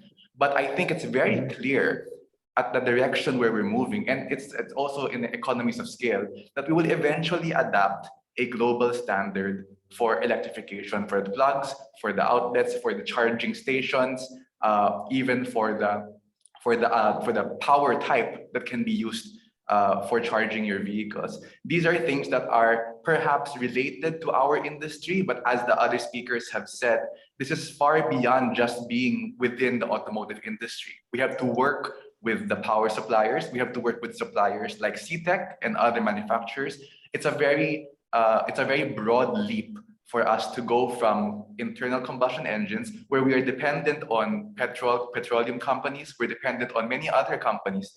We're jumping towards this entirely new way of powering our vehicles.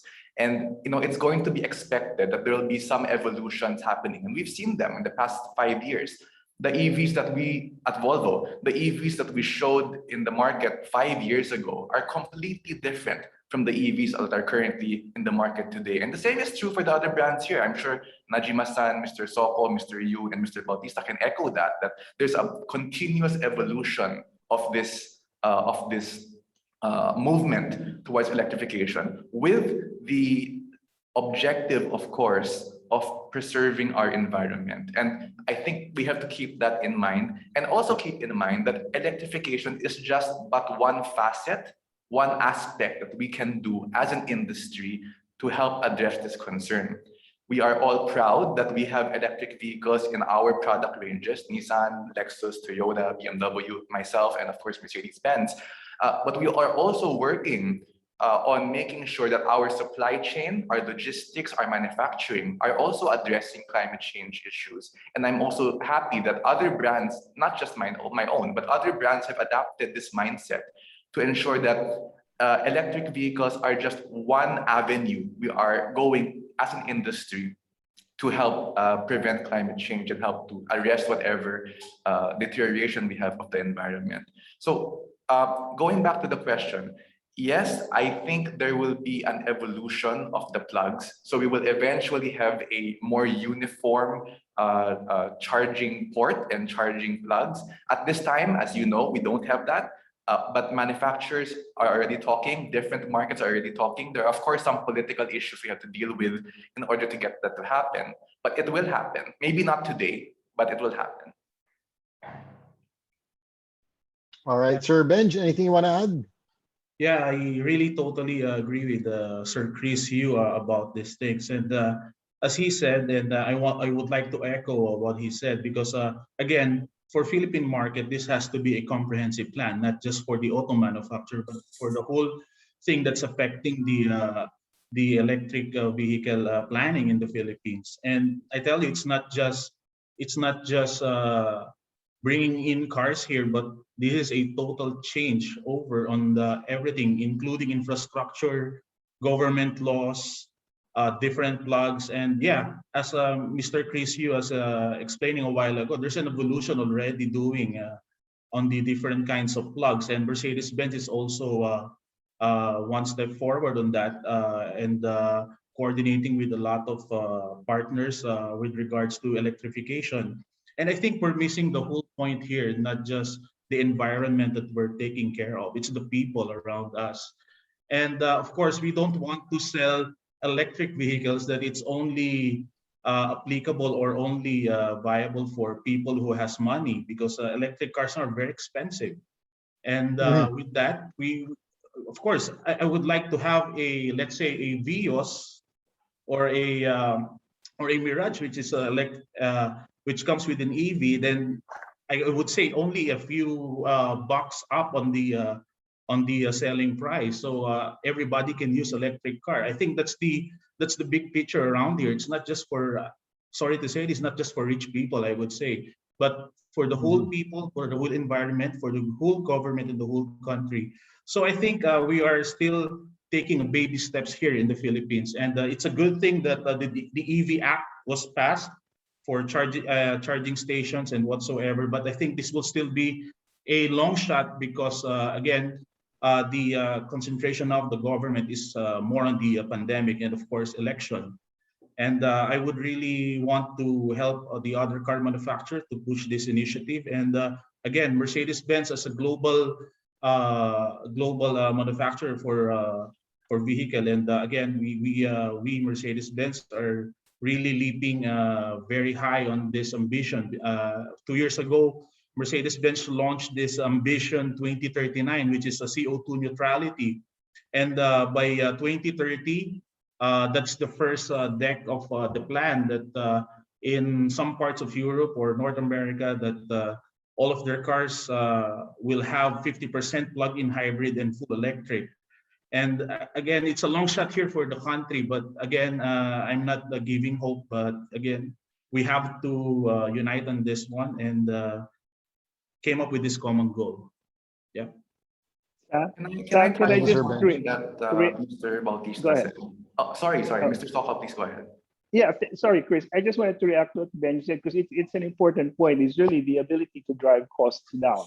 And Najima-san mentioned the same as well earlier about economies of scale, and that's being a very critical function of cost. No, so I think that's the research and development cost for electrification is so huge, and that's why this is driving collaboration across different brands. And I think without this move towards collaboration, electrification standalone per OEM is just going to be that much more difficult and will take much more time. And in this regard, Toyota, for example, we have already decided to make about 24,000 patents available to others royalty-free. And that's precisely because we want to have a much more open source kind of architecture. And this is to promote a collaboration among the different OEMs. But as I mentioned earlier, there are different pathways. So there are different kinds of electrified vehicles, from mild hybrids, full hybrids, plug-in hybrids, battery electric vehicles, FCHV. There's a number of different technologies. It's just all evolving. The point is, electrification and sustainability is a journey that has to keep pace with a country's ability to provide a complete ecosystem that can support the sustainability goals. If the different elements of that sustainability plan are not in sync with each other, then it's going to falter and it will be very fragile. So in our case, and perhaps maybe this is mistakenly perceived, we promote HEVs, but HEVs is because we believe it's a today solution. We don't have to wait for infrastructure to be built. We don't have to wait for range anxiety to be solved. Better batteries, bigger batteries will create weight. We don't have to wait for that. We have the HEV today. And in fact, we've already sold almost 17 million hybrid vehicles since it was first introduced in 1997. And the last number I have, unfortunately, is 2018. We've been able to save, even before this electrification conversation has taken so much more traction, we've been able to save 103 million tons of CO2. That is like filling up the Empire State Building with CO2 50,000 times over, and it will take about 50 million hectares of forests and trees to absorb that CO2. So the important thing, again, is to remember why we're doing this, and that we take every possible step we can to move the needle. The sooner is the better. Yeah, I wanted to Thank you add for adding that. to Mr. Bautista's message earlier, because something that I think three of the panelists have touched on is cost and price. I think Mr. Spencer also mentioned it earlier. And one thing we may be able to still work on is that in many markets where EVs are now successful, at the start, there was always a government incentive, both to the manufacturer, to the importer, and to the customer, for them to choose EV over other types of vehicles. And that was a good catalyst for many of the brands to take off in selling EVs in those respective markets. Incentives can include tax breaks. They can include deductions in the cost for registration of the vehicles. They can include certain exemptions in taxation. You know, there are many iterations of this possible. But in the end of the day, we are a demand-driven economy, and our industry is very much demand-driven. You have to want the car for you to buy that specific brand or that specific model. For your customers to choose you have to be priced well within the other alternatives within your portfolio. So for example, for Volvo, our EVs are still quite a bit more expensive. I think that applies to all of the EVs that are being sold in our market. The R&D cost, as mentioned earlier, is still very high because it's new technology. All new technology is expensive. Same thing as mobile phones 20 years ago were very expensive. Now you can get them on Lazada for 2,000 pesos. But the fact of the matter is to get things moving faster, that's where we can get government intervention to really spur things, to push things along.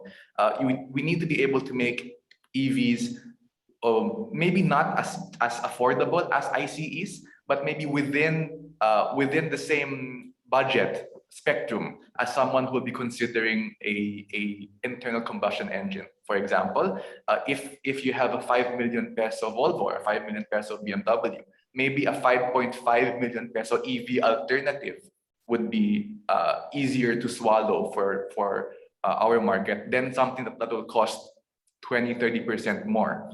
And in other markets, that difference is subsidized by the government because they see a value in promoting this technology in their markets. And we see that the air, it's cleaner in other countries. Just by that metric alone, we see that those initiatives work and they have long-term benefits for the citizens of that country. That's something the government can possibly look at for to just not just encourage the industry, but to encourage the market and the buyers to choose to go green and to get electric vehicles. I like what you said there. No, it really has to be, that what people see the results of, of having EVs, not just short term, but long term to even the quality of air we breathe as human beings. I want to ask Najima-san, how, of course, in your respective field, how do you plan to win the hearts of internal combustion engine lovers to switch to EV? Especially now, I mean, you guys have launched the Leaf fairly recently. How do you plan to win the hearts of car enthusiasts who still, would want that, I want, that engine, that gasoline engine in their cars? First of all, Nissan will provide variety of selection to customers. If customer want engine or electricity, we need to provide choices to customers. That's number one. Having said this, again, if I think about the future sustainability long term, we advocate electric vehicle is one of the strong options for us in the Philippines as well as globally. Therefore, we continue to advocate. We need to continue to educate customers to shift ICE engine to electric vehicles. Then also, that's second. Then also, I see a value of electric vehicle rather on top of driving or car only. This is a mobile energy asset.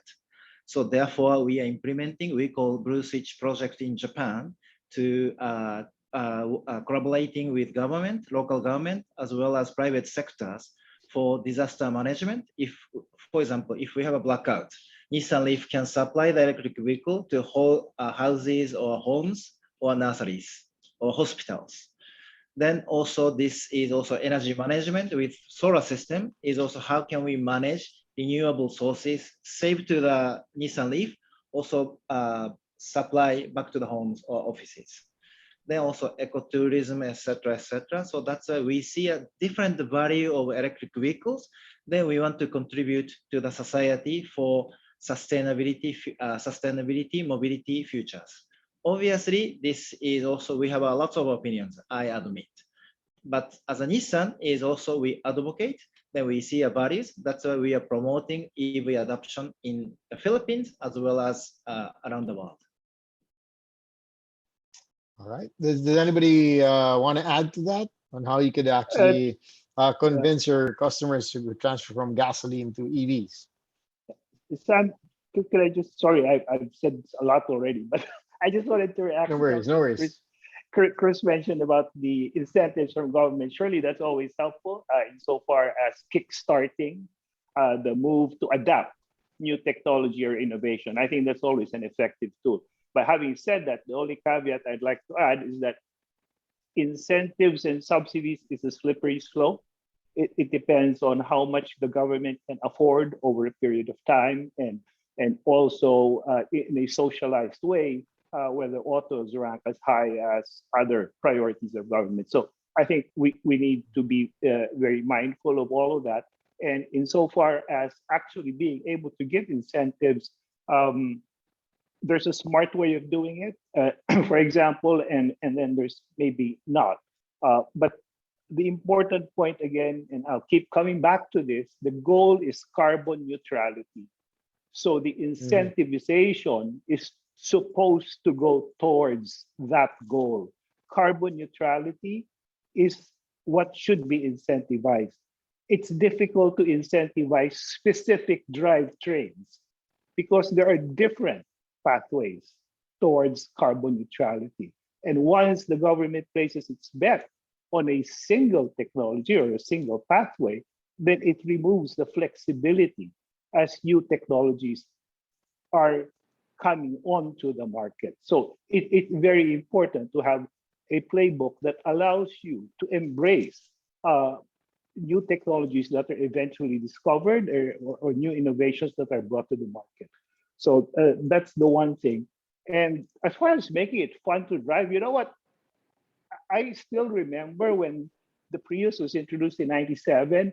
You know, there was a lot of jokes around it about how boring it looked. How can you be excited with a quiet engine? You know, the power that it delivers. But now it seems that that mindset has completely changed. Quiet is the new black. The power from electric is the new G-force. I mean, things change and consumers' perceptions change. And as technology improves, obviously, the fun to drive aspect, as the Jima-san mentioned rightfully, the car is not just about the technology, it's about mobility. So the fun to drive and the ability to go places in a more responsible manner is really very crucial. So again, Toyota is very much set on its direction that electrified is the future. By 2025, we expect that we will have an electrified version of every model on the lineup. By 2030, we expect that we'll have 5.5 million of our sales will be coming from electrified variants. I'm not saying BEV, I'm just saying electrified in total. No? So we have clear goals. And as Chris mentioned, Bench mentioned, there's this bigger issue as auto manufacturers where we have different ways of enhancing sustainability beyond the cars we build. It's how we build them in our factories. You know, we have a goal of making our factories more CO2 neutral. We have a goal of making our supply chain CO2 neutral. Our whole lineup by 2050 is supposed to get to 90% CO2, zero CO2. But beyond zero, what we're really aiming is to have net positive contribution back to the environment. And that includes recycling of water resources. That includes being able to recycle all of this new technology that's coming in. So we have reduced the consumption of raw materials that are scarce.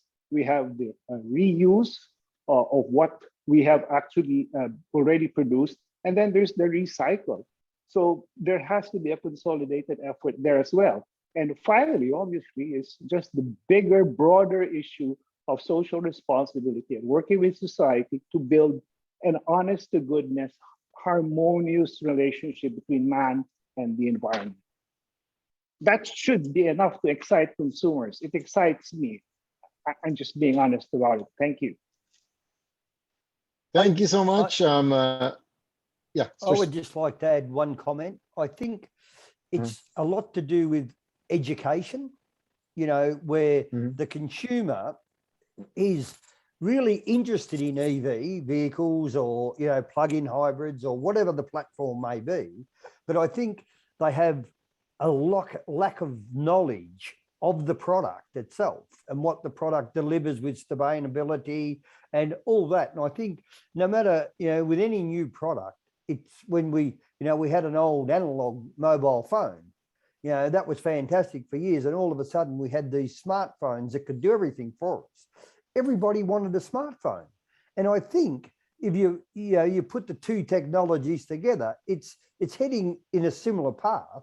And I think it's all about education for the consumer at the end of the day to make the right choice for the future, you know, of the planet. That, you know, if they're educated enough, they are smart enough, the consumer will make the right decision, I think, if they have the correct information. Very well said, Sir Robert. Sir Spencer, do you want to add to that? As the last question, how do you plan to win the hearts of consumers, especially Filipino consumers, to move to EV? Actually, I don't have an answer to that, but I would also like to ask for Mr. Najima, who is already actually obviously the very first one here. I understand that you talked about the three plugs, right? Just like you go to Europe, you go to the US, you go to Singapore, the plugs are different. I think now they are selling adapters for EV plugs, if I am not mistaken. I think they have that for sale. I am not too sure about whether it's available for Nissan, but for the American EV and for some European EVs, they do have adapters already to go from type 1, type 2 to type 3. Sam, I just want to sidetrack a little bit. No, I just saw in the chat that Rahul had a very interesting question about the motorcycles.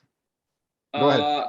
This has, I think, as far as this is concerned, no, I think this one, it is now down. I think they've gotten it to a science that it has to be down to a matter of cost and economies of scale. EV scooters are, of course, the next big thing. We see all these things going around right now, the ones that you can buy, in fact, from Lazada, right? But for more for bigger scooters and all, BMW Motorrad does have the CE04 available as an electric scooter, and this has everything that should have addressed all the concerns of the consumers. No, the range is 140 kilometer. On a full charge, it will go. It takes 1.5 hours to go on a full charge, and it has a very compact charger that you can plug into your wall outlet. So that takes care of that. Unfortunately, it also costs the same as an R90. So what do you do, right? Because it's and that's a scooter, yeah. That's a small one. The CE04, and it costs the same as an R90. So it's about $1 million, right? So I mean, Sam, you ride motorcycles. What would you do?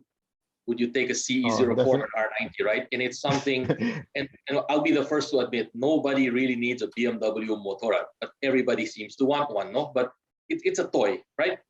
So if you had $1 million to throw on a toy, what would you do? So again, it all boils down to that, no? It's something that we also need to think about. And yeah, I hope I raised the flag for Rahul also, talking about the two-wheel. Definitely, yeah. Thank you for that. Just one of the projects that CTEK have been able to have a lot of success in Europe is we actually have developed a portable EV charger. So it's it's 11 kilowatt charger, but it's totally portable. You take it with you. One of the issues that we find is that when you have an 11 kilowatts of charge, you need a bigger outlet, where you're drawing the power from, because it's 11 kilowatt. You can't plug it into a normal 10 amp AC home socket. It needs like 15 amp. And that's the technology CTEK are trying to, come up with more portable EV chargers that gives customer, again, that freedom to be able to take a product with them wherever they go, and it's nice and compact. If you have probably a Nissan Leaf, I think has a 40 kilowatt battery. And if you have a CTEK 11 kilowatt charger, if the battery is fully flat, that's about 3.5 hours of full charge time, and away you go. But it's more bit of insurance that you can top up wherever you are. If we can have more portability with EV charging, and we've had a lot of success in Europe with our current 11 kilowatt version that we sell today. All right. Well, thank you so much to our panelists. It was a very nice hearing from everyone. So much to look forward to. And we do hope that the concerns that were raised will also be resolved very, very soon. Thank you for joining us this morning, gentlemen. We really appreciate all the insights. But right now, I believe we are going to have another round of our raffle, which you guys have all been waiting for. Now, up for grabs, we got 2 units of CTEK MXS 5.0 and 1 set of CTEK MXS 5.0 plus CTEK Bumper 60 and a CTEK M8 Comfort Indicator Island. All right, we're going to have the same rules. Randomizer is going to go, and if your name is on the screen, please turn on your mics and your cameras so we know you are here. So on that note, let's get it on. Here we go. Let's give out our first unit of CTEK MXS 5.0. And stop it right there as we congratulate Sir Yuli. Sir Yuli, please turn on your camera and your video. As you, of course, are here. Congratulations. We're going to be sending that over right to your doorstep. Another CTEK MXS 5.0. Let's keep it rolling. Here we go. And stop it right there. Neil, Papi Neil. You are the owner of a new CTEK MX5. Congratulations. I saw your name somewhere there. Good job. Ayun. And one set of the MXS 5.0 with a CTEK Bumper 60 and a CTEK M8. This one will go too. Let's roll it out. Here we go.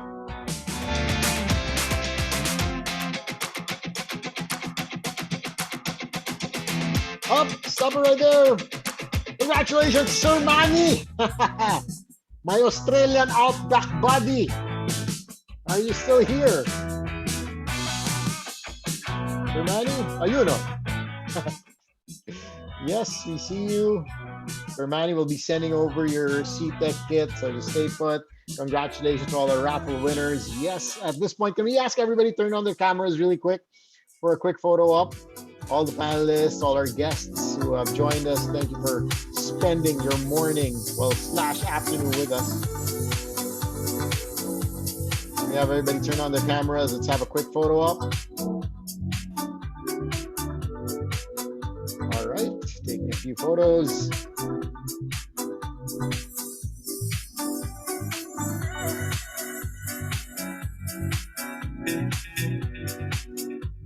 A couple of more seconds.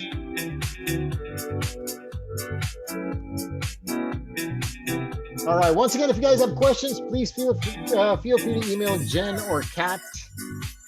All right, here we go. In 3, 2, 1, smile.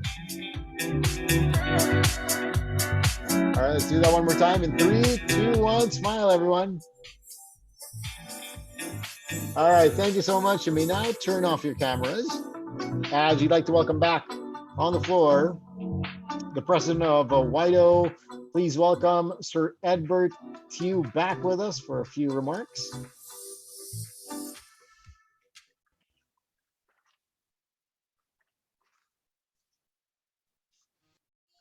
Sir Edbert, you're still on mute. There we go. Fantastic. Ladies and gentlemen, we hope everyone had a fruitful and informative session as we introduce our latest CTEK products and how they will benefit every motorist, from the regular car owner to the hobbyist with active motoring lifestyles. I'd like to point out that this was also a very rare occasion to gather our esteemed panel of industry experts and veterans to candidly share their varied thoughts and ideas on where mobility is headed, how the automotive industry is preparing for it, and where we, the Philippines, stands in readiness for an electrified future. Najima-san, Vince, Spencer, Chris, and Benji, thank you very much for sharing your time, knowledge, and wisdom. You honor us with your presence. And of course, we also would like to graciously thank everyone who came to spend this morning with us. We hope you are just as hopeful and excited as we are of the future that is drawing upon us. Change is inevitable, and we must ride this change confidently to succeed and remain relevant in today's ever-changing and fast-paced mobility landscape. Sadly, because of this pandemic, it would have been nice if I'm able to shake each of your hands to say thank you for joining us and for your support. I hope that this will end soon and this pandemic will end soon and we can personally get together once again as we have done before. Okay. Enjoy the rest of the day, stay safe, and take care. See you all soon at our next event. Sir Edbert. There you go. Thank you so much. I saw si Atoy. Mukhang nagja-jogging pa. Hindi ko alam. Mukhang may bagyo sa likod. Atoy, hope you're safe. Long time no see, brother. Okay, now before we go, we'd like to remind you that we have sent press kits in advance. But in case you have missed the link, we are resharing it here on the screen in the chat box. Yes, you may click on the link. So we can send you your press kits. We'll be sending that out if you haven't received yours yet. On that note, this has been CTEK Charge Your Car Day 2021. My name is Sam YG. Hope you guys enjoyed this morning, this afternoon with us. It is a beautiful Tuesday. Be safe, be good, and we'll see you very soon. Bye-bye.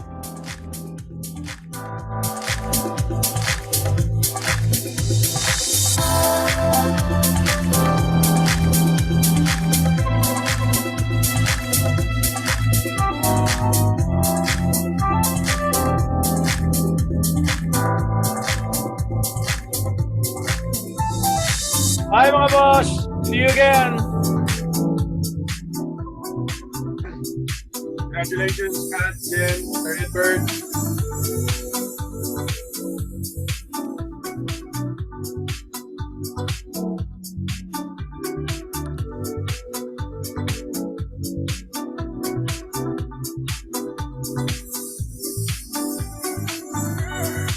Thank you, Edward, and thank you, Sam. Bye. Bye, everyone.